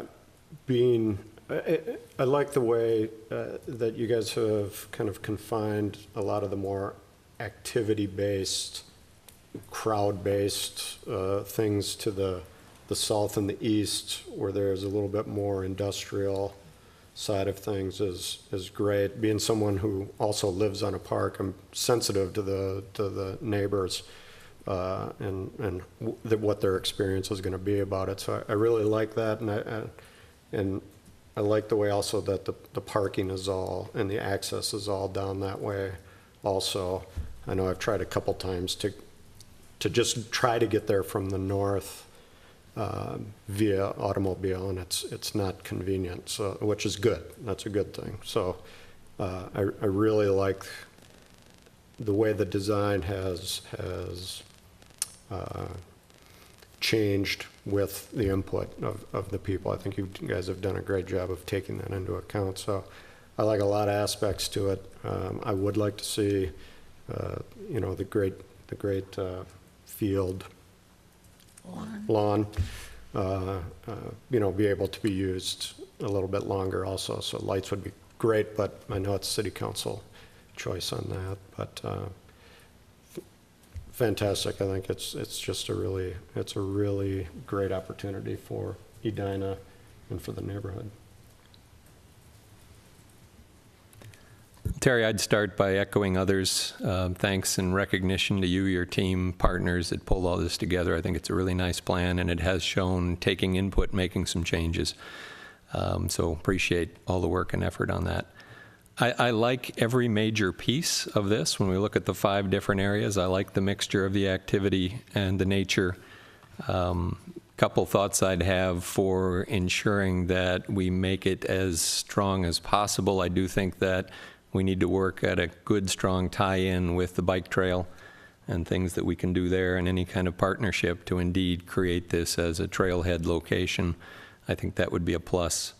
I think we do need to look at spending the money, getting the funding to do something special with the clubhouse and make that a good venue that, again, is also a popular draw. So those would be two things that I would say are important.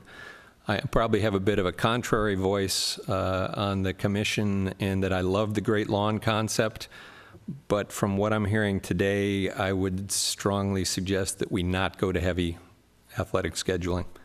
I'm concerned at the fact that when we talked about this, the creation of it and the utilization of it, we said it's important to draw people from the south and it's important to provide strong parking options. And those just aren't there yet. We have plans, we have proposals, we have hopes, we have discussions, but in our control, we only have 40% of the expected parking. And we have a drawing, but we don't have any knowledge of the neighbors to the south. So we really can't say this is where the entrance will be, right? And I'm also moved by the community petition to the city council last month, strong concerns from the neighbors on the north, and I can understand that. You know, we had our meeting last month at Pamela Park, and I think it was a classic double-edged sword, right? We saw the need for fields, and we also saw how crowded those fields become. And so I think there's a genuine concern of that. So until I could get more comfortable with how we can really handle that flow of traffic and that flow of people, my recommendation would be that we keep it as a great lawn. And in fact, that if we talk about multi-use, flexible venue, my mind says yes if it's not fully or heavily scheduled. Otherwise, they're just team activities there. So that would be my only concern about the Great Lawn. Love the concept, want to keep it there, but would minimize strong scheduling and would not go with lights.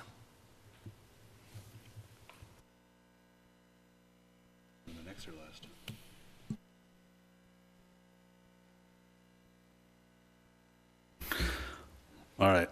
Well, Mr. Member Good had to go before me, and I hate to agree with him sometimes, but I do agree with that. I think part of what we're looking for in our strategic plan is asking for is additional ball fields.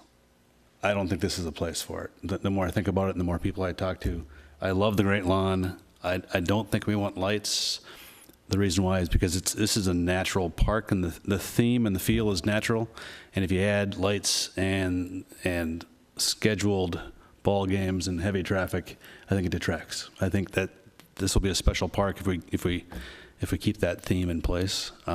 We need more ball fields. So I think we need to look elsewhere for that. So I agree with that. We do need some more. And I'll try to keep it short because a lot of this has been said. But for the council members, I think we should have outdoor Wi-Fi. I think we should have fire pits, at least one or two in the right spots.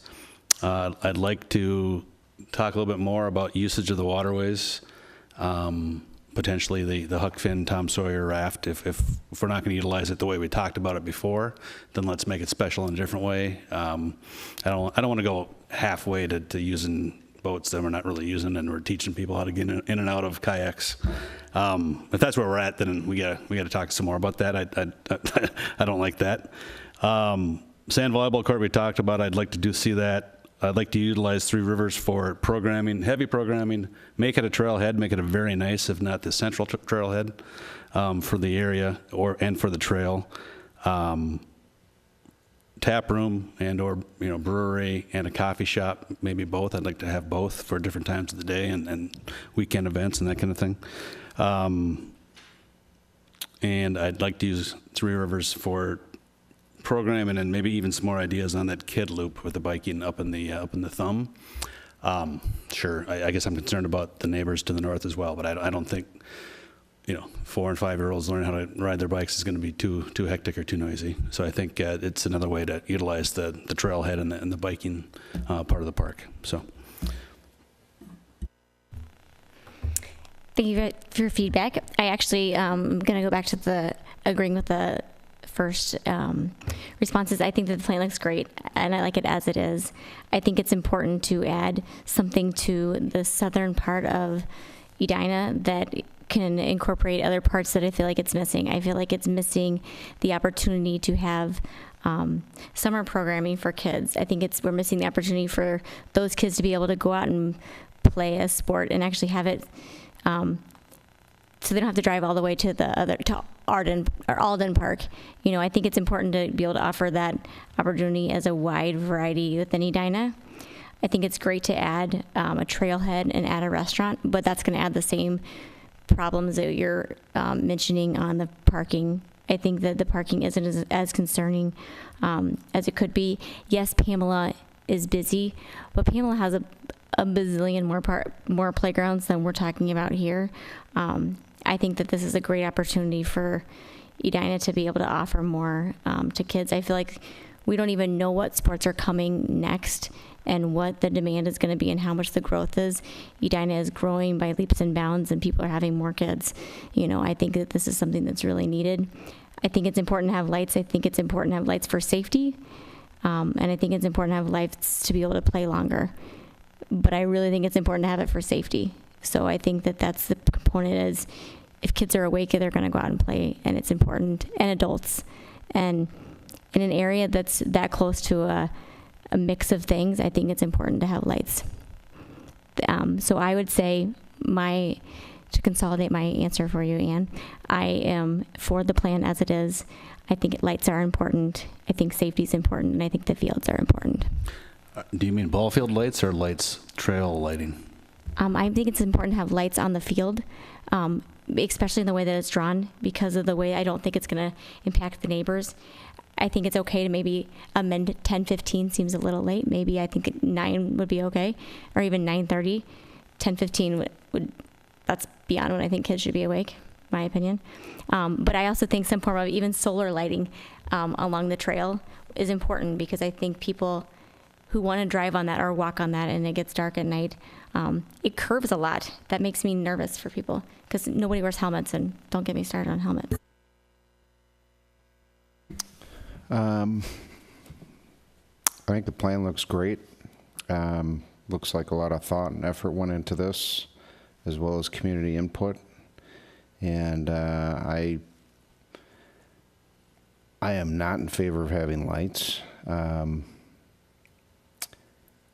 I do like the concept of a restaurant / brew pub / coffee house.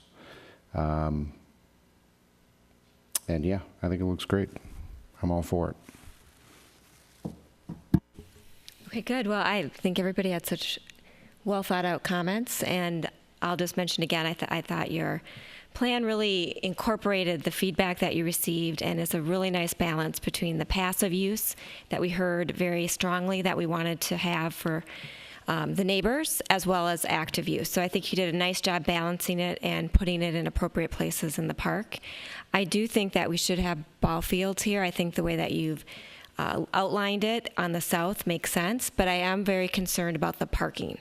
That's one thing that we heard loud and clear from the neighbors, and I think we have to make sure we fully address that, and that the parking is on the south, and they won't have people parking in front of their house or cutting through the neighborhood.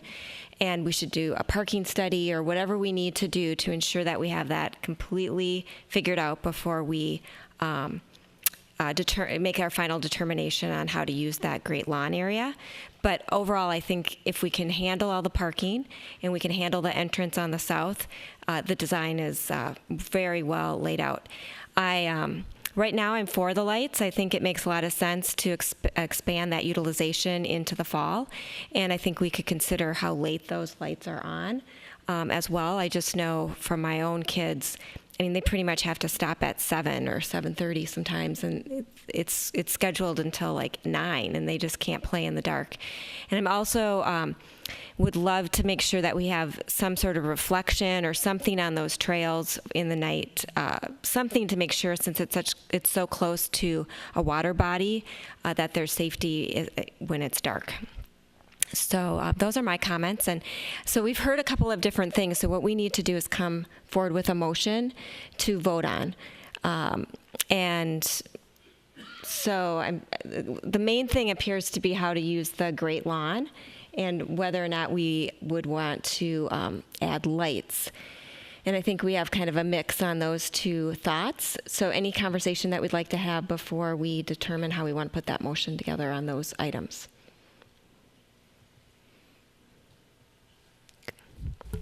I do like your idea of tying, I mean, we're building this great lawn, and I heard some consensus about liking the design of the great lawn, where it is, and the tension is maybe about how the great lawn is used.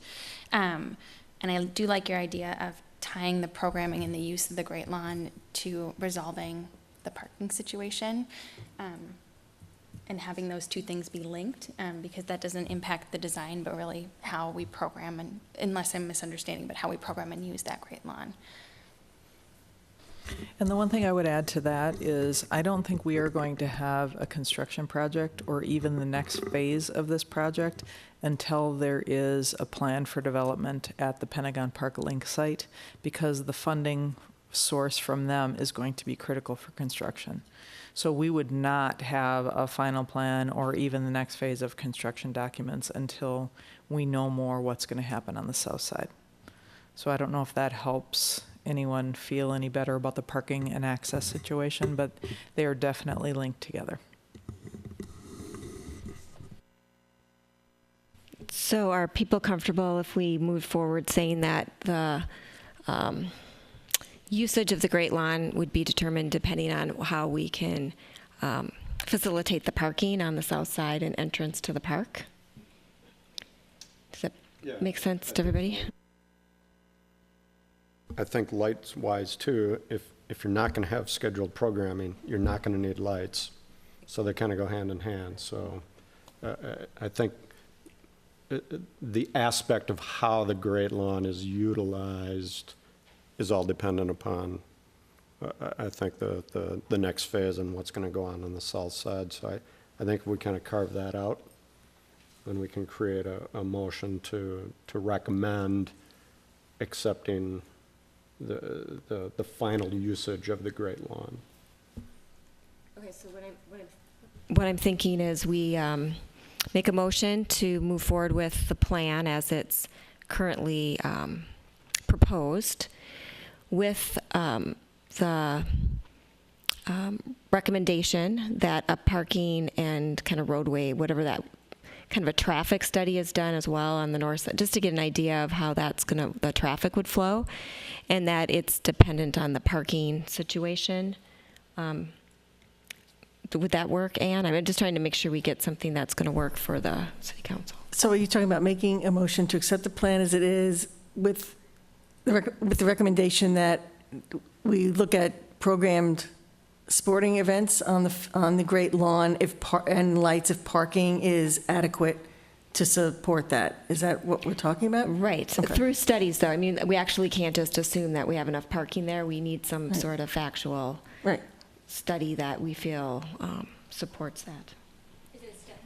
Is it a study so much, or do we just need to understand what the Pentagon Park is going to be able to provide for us? Or is it both? Because I'm hearing Ann say that we need to make sure we know what the construction is going to happen there before we know what they're going to be able to give to us. Is that correct?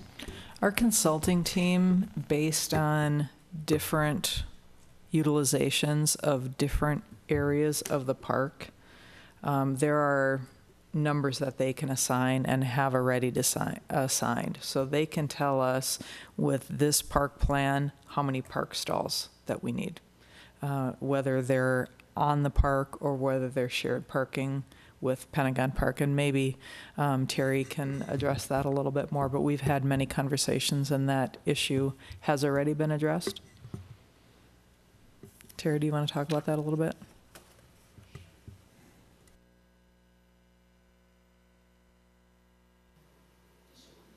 It is? Okay, great.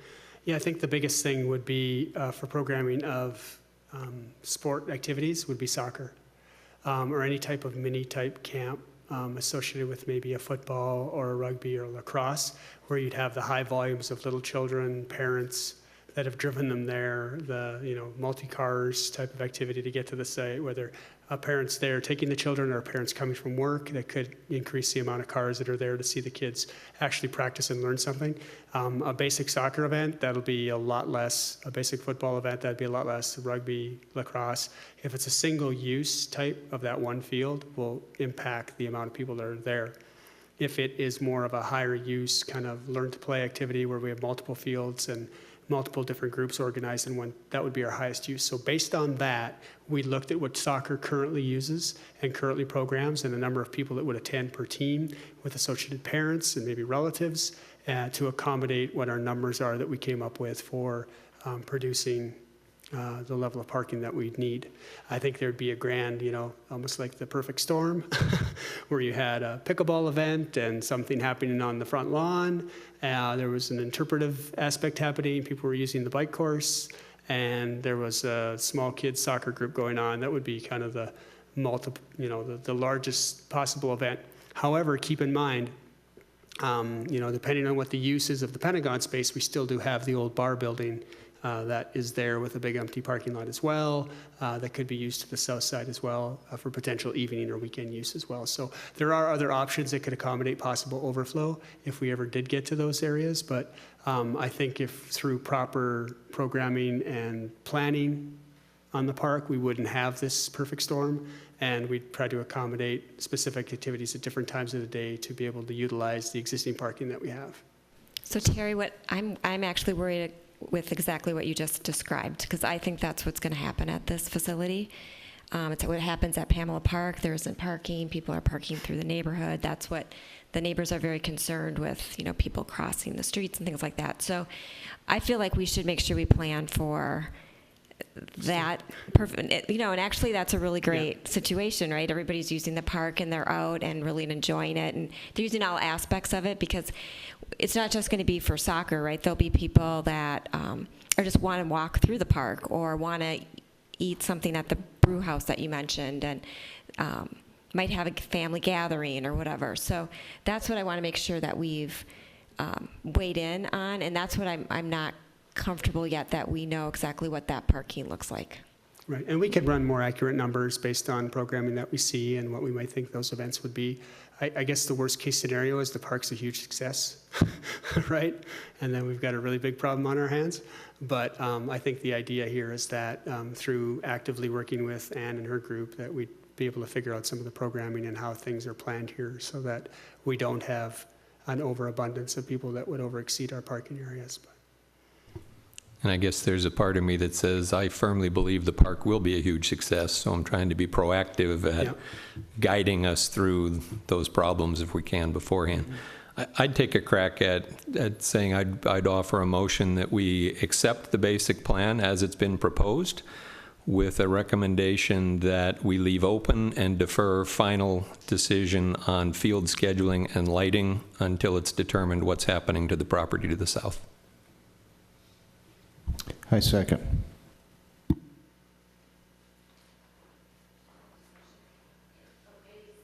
Sorry. Any discussion on the motion?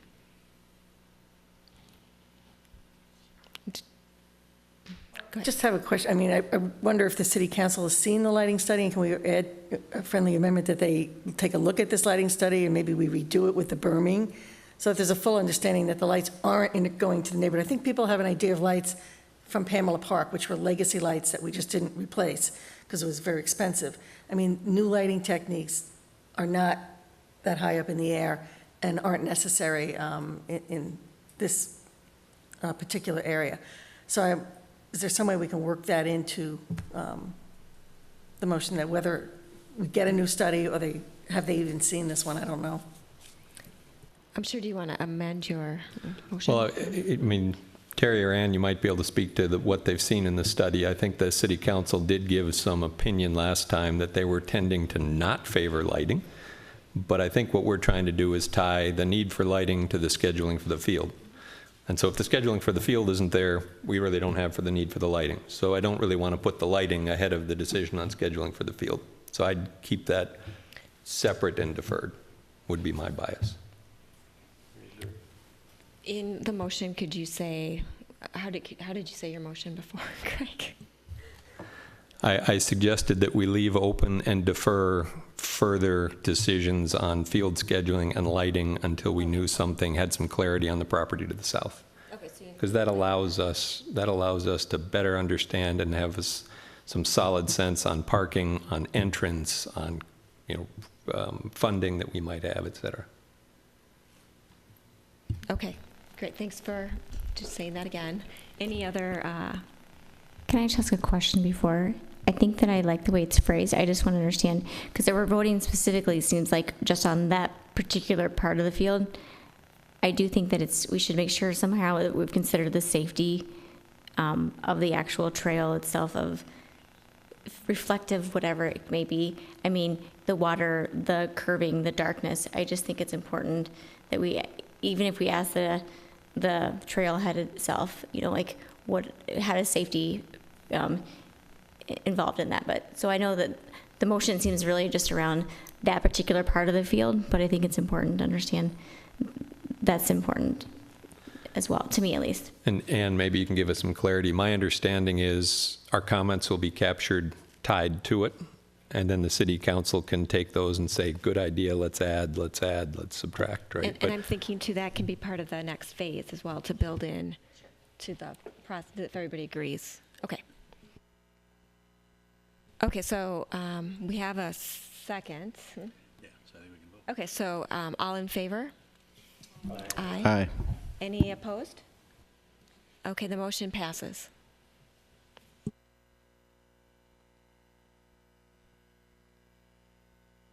Oh, on to our next item, which is the Braemar. Yeah, thank you. Thanks, Terry. The Braemar Park Master Plan kickoff.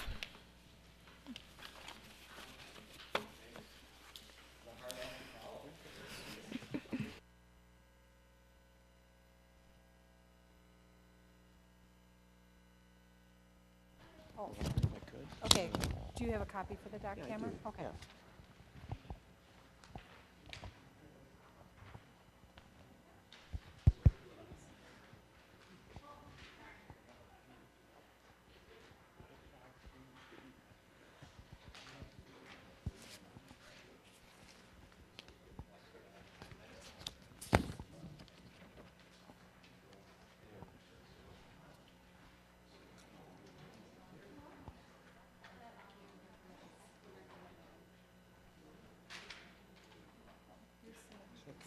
Can this be brought up on that screen? Yes, I will. Oh, great, thank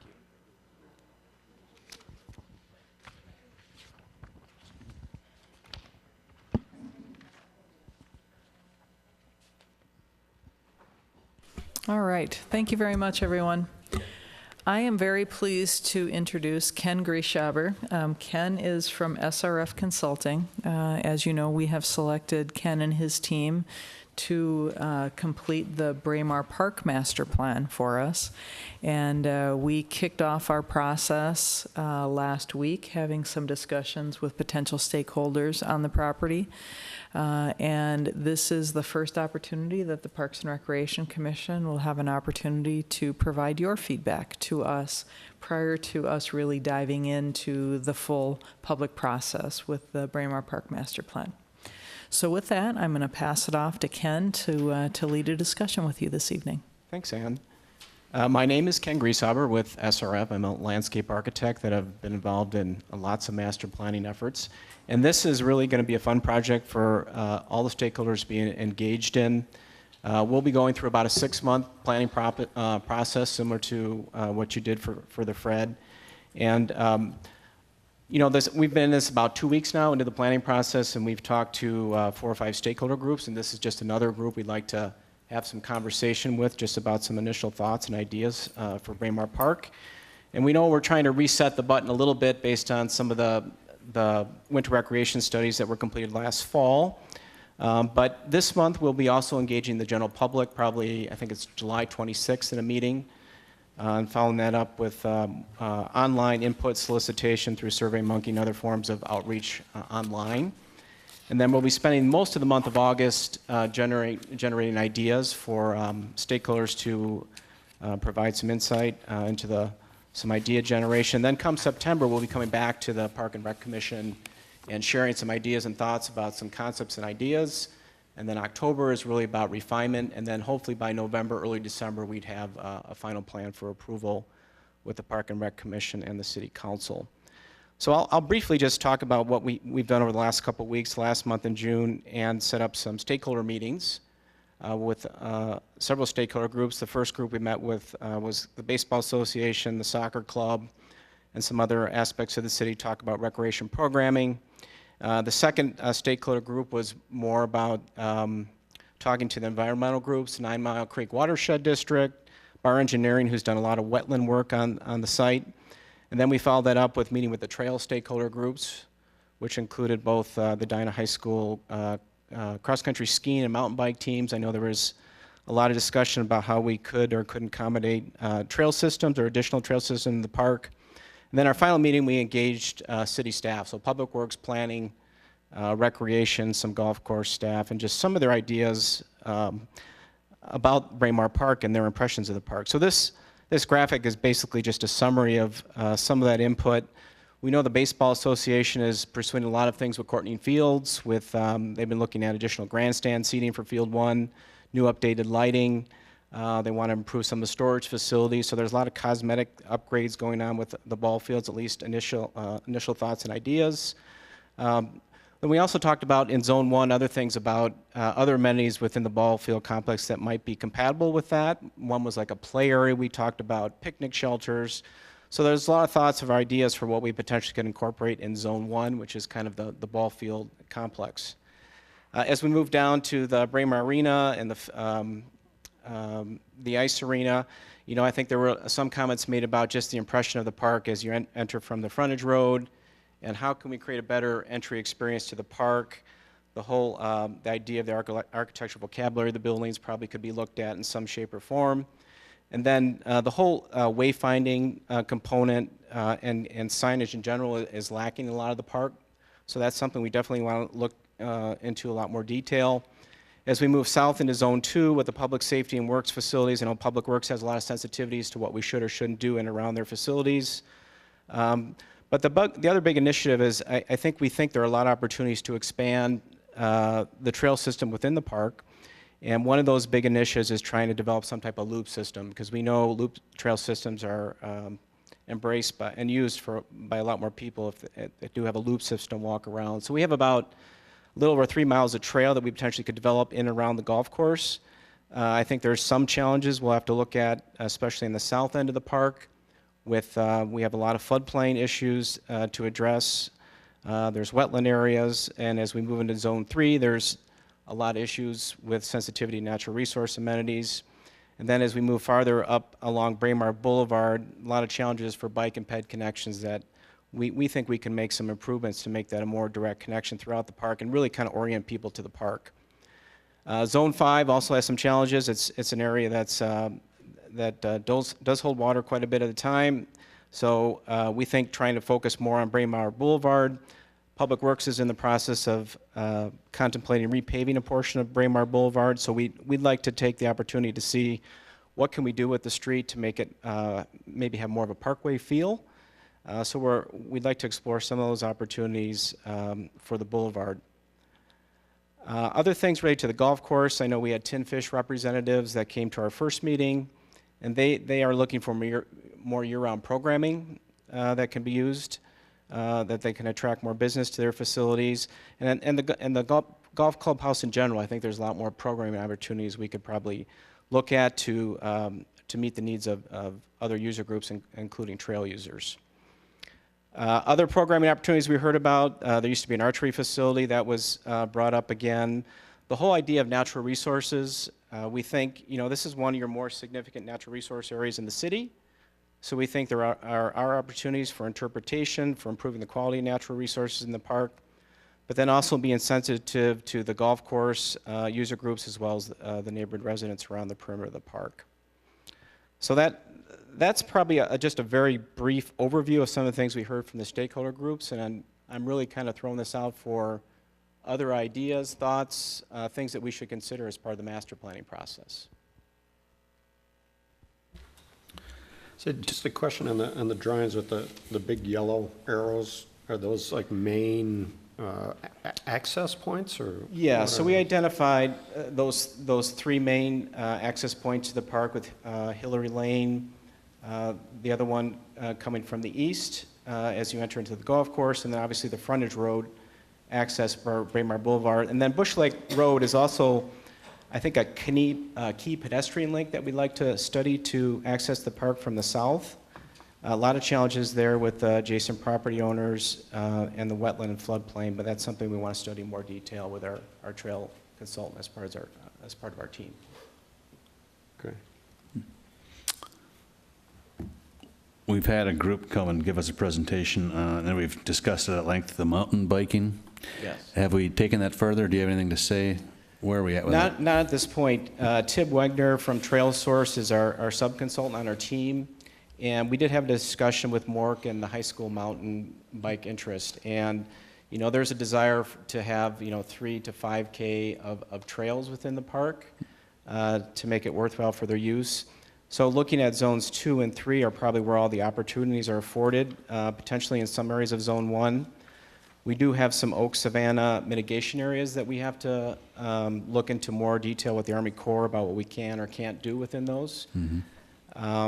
But I think from an impact standpoint, the whole notion of mountain biking is obviously less than it would be for a ski trail system that would be 14 to 15 feet wide. And I'm sensing a little bit, just talking to the high school ski team who currently skis at Worth, that they'd like to probably make use of the golf course if there are good snow conditions during the winter. But then to think about, now the snowmaking is kind of off the table, I think its attractiveness is not as much as it was. But we're still going to study opportunities working with the golf course architect about anything we could potentially look at as part of the golf course for a ski trail alignment. Yeah, I think that's what we ran into with the winter park. Just the snowmaking was an issue. So, but the mountain biking seems to still be able to make some sense to me. That if we can fit it in there with low impact, I think there's room there, and it's the right terrain for it. And then a sledding hill. Are you talking about creating a new sledding hill? So that, as part of that last study, there was a study of sledding hill just on that north end of Zone 3, directly east of Harris Drive. And it sounds like there are several competing interests there for how to use that remnant hole. That's really not part of the repurposed 18-hole course. We just heard recently that the golf course potentially has interest in using that as a practice area.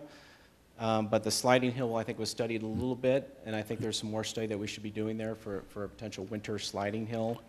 And then, of course, the soccer club interests were there for potentially incorporating a small soccer field, which was there at one time. Really? And so that's something we just want to pay attention to, and it's an interest that was expressed at our stakeholder meeting. And how about platform tennis? We've had some.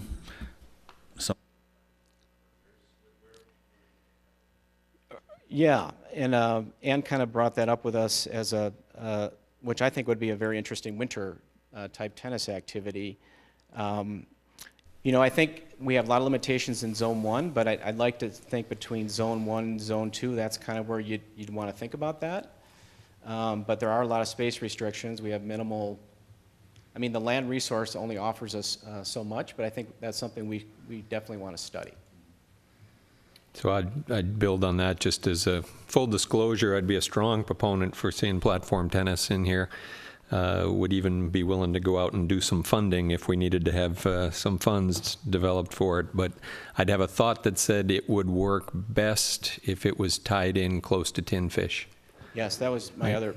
because you could have a nice combination there in the winter of a draw to people there, a warming hut, go in, get some food, and make that work well. Yeah, now the current proposal for the lawn bowling is one of those public uses that's being implemented adjacent to the clubhouse, but yes, that would definitely be another location to study. And I'm not sure about if there's any discussion, when you were talking about space, can be, ironically, in our biggest park, but I don't think I've ever seen that parking lot near capacity.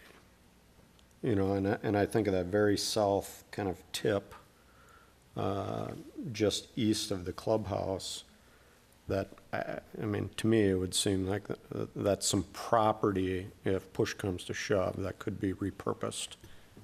Because, maybe there's a bus that sits there every once in a while, but it's not utilized that much. Could run a shuttle over to Fred Richards. With the soccer teams? Yeah, I mean, some of this is trying to find, it is the balance and respecting the parking needs for the golf course, but I know there's a lot of interest expressed by the mountain bike community to use that as their trailhead parking lot.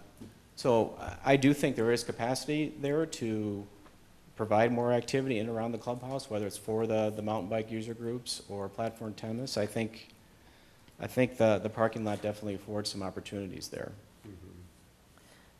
And the sense I got from the discussion with the mountain biking group was that the parking lot would be utilized if we had mountain biking, but that where you would need capacity in that parking lot would be if you had races or if you hosted a race. And I do think it's important to look at and respect the request to explore what we would need if we wanted to have a facility that would accommodate a race, but looking at also if we think that that is not a good use of the space and we can't meaningfully make a quality race facility, can we still have a mountain bike use that I think would then have a more measured flow of people through the golf course? Yes, they did talk about the idea of doing high school meets here, and they brought up this 500 to 700 kids, and I think we will be hard-pressed to try to find the suitable facilities to accommodate that large an event unless you get into shuttling people from other locations. But it's something we want to look at. It was something that was, but I do think that might be a little over-programmed for what we're trying to accommodate here, especially with the golf course interests.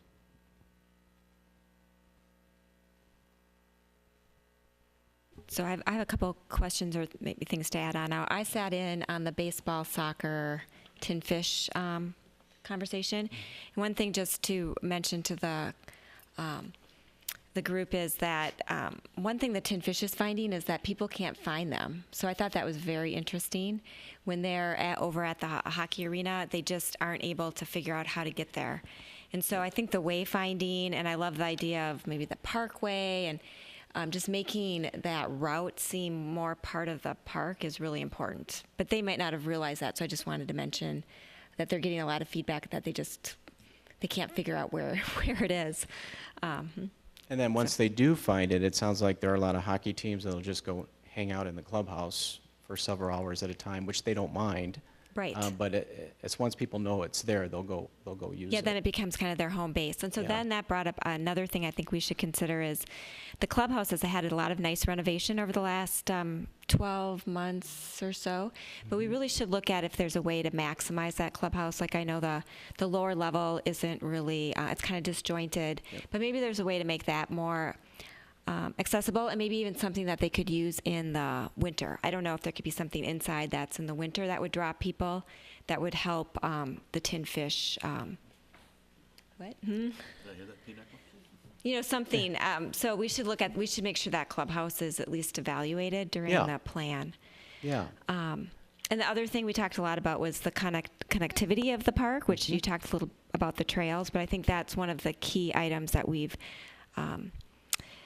we found just from the beginning of looking at that golf course is how do you connect it so it seems like it's one park. So the wayfinding would help, but also trails or whatever else we could do. And then the other thing, I don't think we talked about this, and I don't remember if there's a playground anywhere in this park. Is there a playground facility for the neighborhood? There is not currently. Oh, okay. There was mention of trying to potentially provide something in and around the ball complex, but then somebody else suggested maybe more of a natural play experience as part of Zone 3. That could be more of an alternative type of play, depending on other things going on in the city, but that's definitely something to look at or study. Yeah, it seems like that would be a natural thing, given this is one of our biggest parks and all the neighborhoods at it. Well, there was one kind of at the top of the hill, the dome went in. Oh, yeah. And it Okay. took up that space. Yep. yeah. Okay. Yeah, so I think a consideration of how to, put some sort of neighborhood play area in there. And then the other item that we've talked about previously is all the buckthorn removal and just really the vibrancy of those oak savannas and how do we maintain those. So I'd want to make sure that would be in the plan as well, because when we went through that a year ago, whenever that was, it was just really obvious that that needed a lot of maintenance. And Yes. we have seen some some proposals of things that could be done that were really nice. Remember when we looked at some of those Oak Savannah rehabilitation kind of things? So just not to leave that out. I think that's a really important aspect of the park. Yeah, Doug Mensing from Applied Ecological Services, as part of our team, went and looked at some of these areas, and yet they are degraded pretty much everywhere in the park, but he also saw a lot of potential. He saw wildflowers on the understory. There are things there, and I think it is investment, so we'll get into a discussion about investment of maintaining natural resource areas as part of the overall master plan effort. You know, one thing I was going to call out is I was actually there today. It is really close to Lewis Park, so I think if nothing else in terms of a playground, even just some from a wayfinding of, hey, by the way, like Lewis Park is literally like 5 blocks, or it seems. I mean, I ran it today, really close to there, and I think that people don't realize that how close it is and like the proximity, because the playground's kind of tucked in behind, you know, behind the fields, in the small parking lot. But there's like, I think there's an opportunity there to kind of, you know, utilize the wayfinding of telling people, hey, there's hockey here, there's golf here, and there is a great playground not far away. Yes, I would say from the moment you enter Braemar Park from 169 frontage on Braemar, there are so many opportunities to improve upon signage, and probably playing off some of the new signage that will be installed in some of your parks as part of your overall park signage plan. I think is something we'd want to study as part of this effort. The only other thing I might add, Ken, I think this is a really nice preliminary view for us. Appreciate that. And comment maybe to our staff and our ability to capture this in the minutes. Can we be very clear and distinct about the work that's already been done to engage stakeholders, to start communication with times, dates, et cetera, because you know at some point someone's going to come to us and say, I never heard about this. And so I would love to have us start proactively capturing that now and communicating and keeping people involved so we don't have to go through that again. We will, but at least we can point to it. But I like the start. It's very, very nice, very informative, so thank you. Good.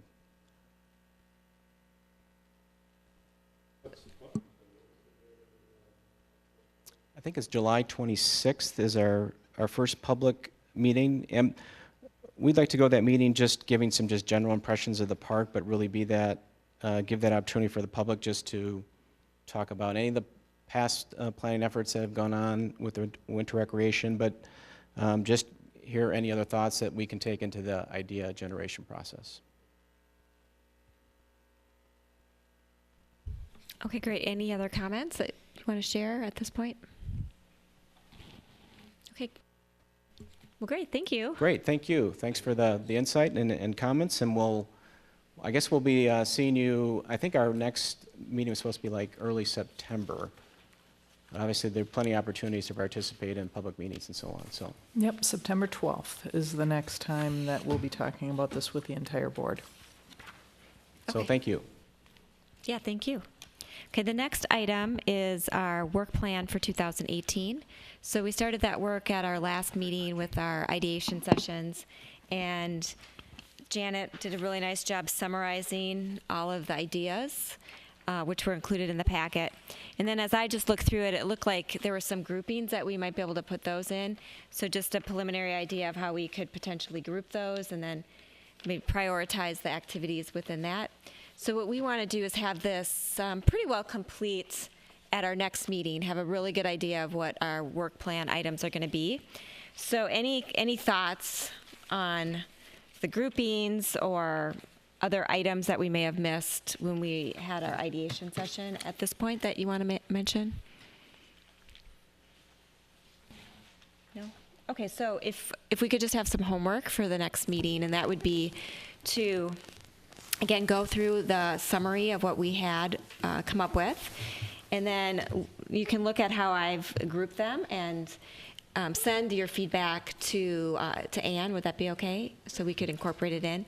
So before our meeting, send your feedback on if you think things need to be delineated more or we're missing something, and then we'll put it together at our next meeting. I think it has to be final in September, right? So we'll have a preliminary view in August. I had, if I go could, ahead, Brenda, I yeah. had kind of 4 topics as I just kind of scanned through it for potential grouping. One was around funding, and I think we see a lot of different things around becoming more creative with our funding. Second was marketing and communication. Third was connecting parks. The fourth was environmental issues.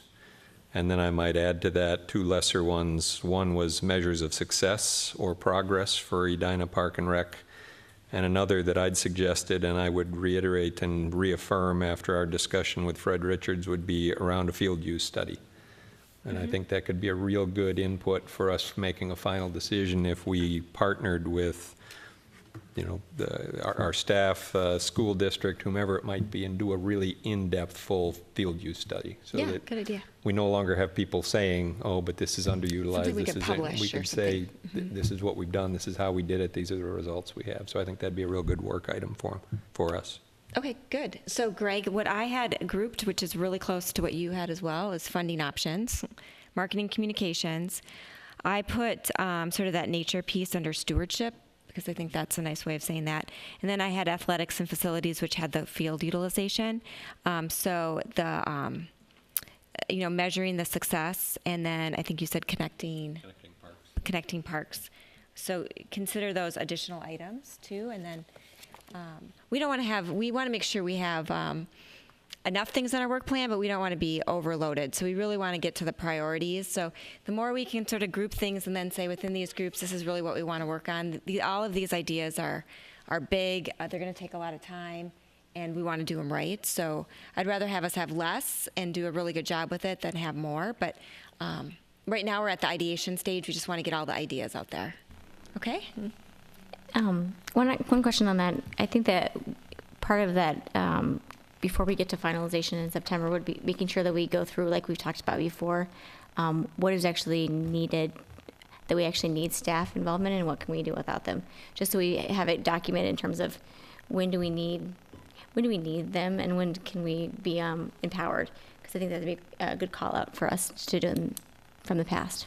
Yeah, I think that's great, Corin. So we'll make sure we have that. And a lot of these items, I think Ann's hoping we'll just run with ourselves. But of course, like something like a utilization study will need the support of the staff and things like that. But very good points. Yep.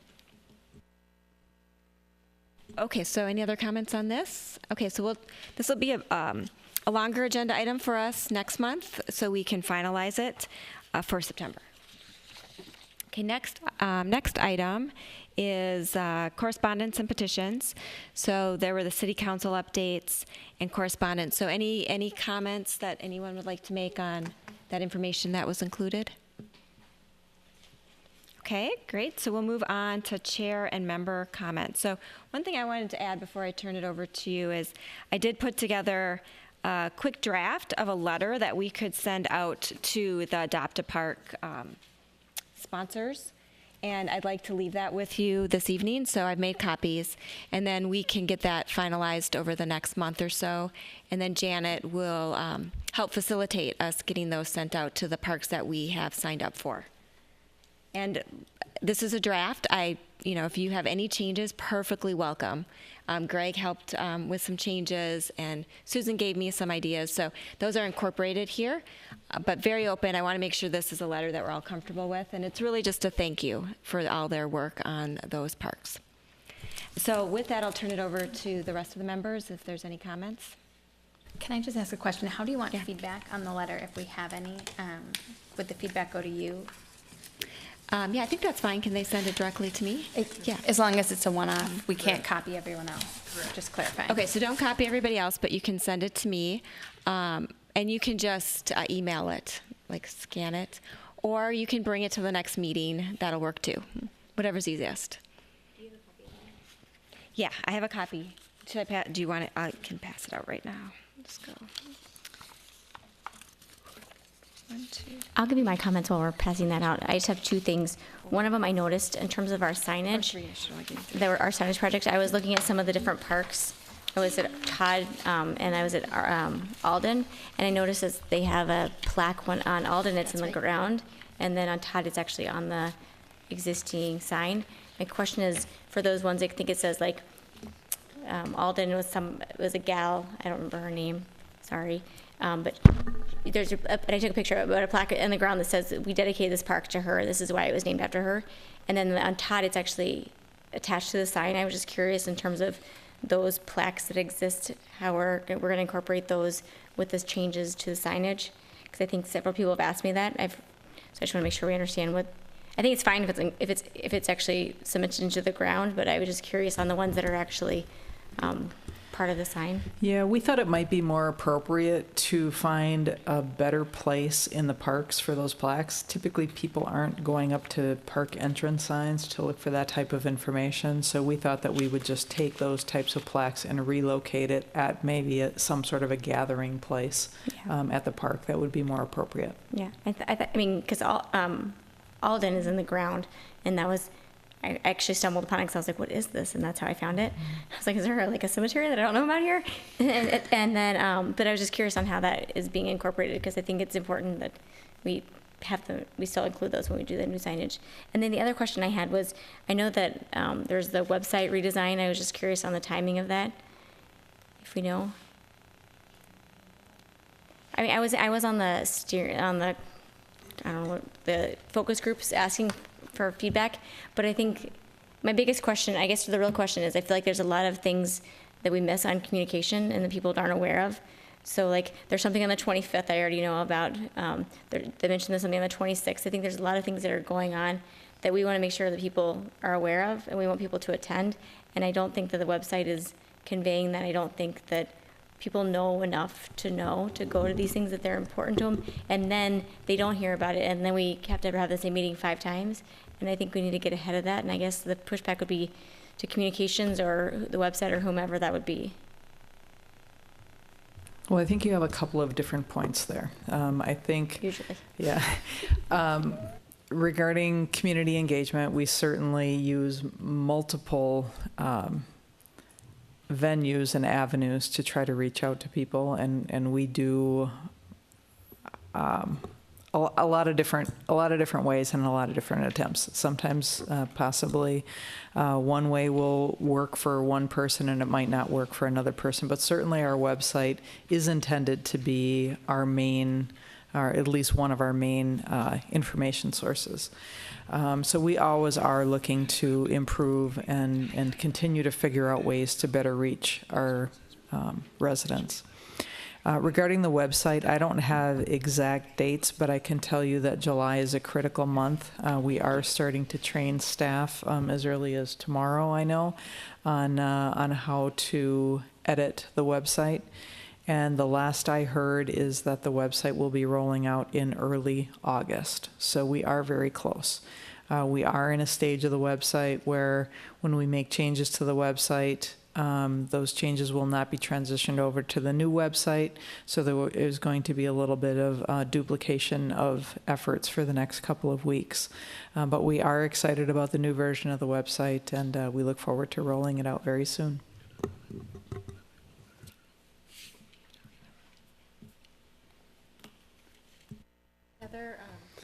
Yeah, I'll just want to build off of that to Anne, for you and your team, to just give you some recognition on the amount of effort and work you actually do to communicate through the community, right? I mean, you can take a look at the Fred Richard Community Engagement Log, and starting from the 1st of September, still ongoing all the way through now, multiple venues, multiple touch points, multiple activities, and no matter what we still hear back about, we didn't hear, we weren't told, it's happening, and I just want to recognize you and the staff for that.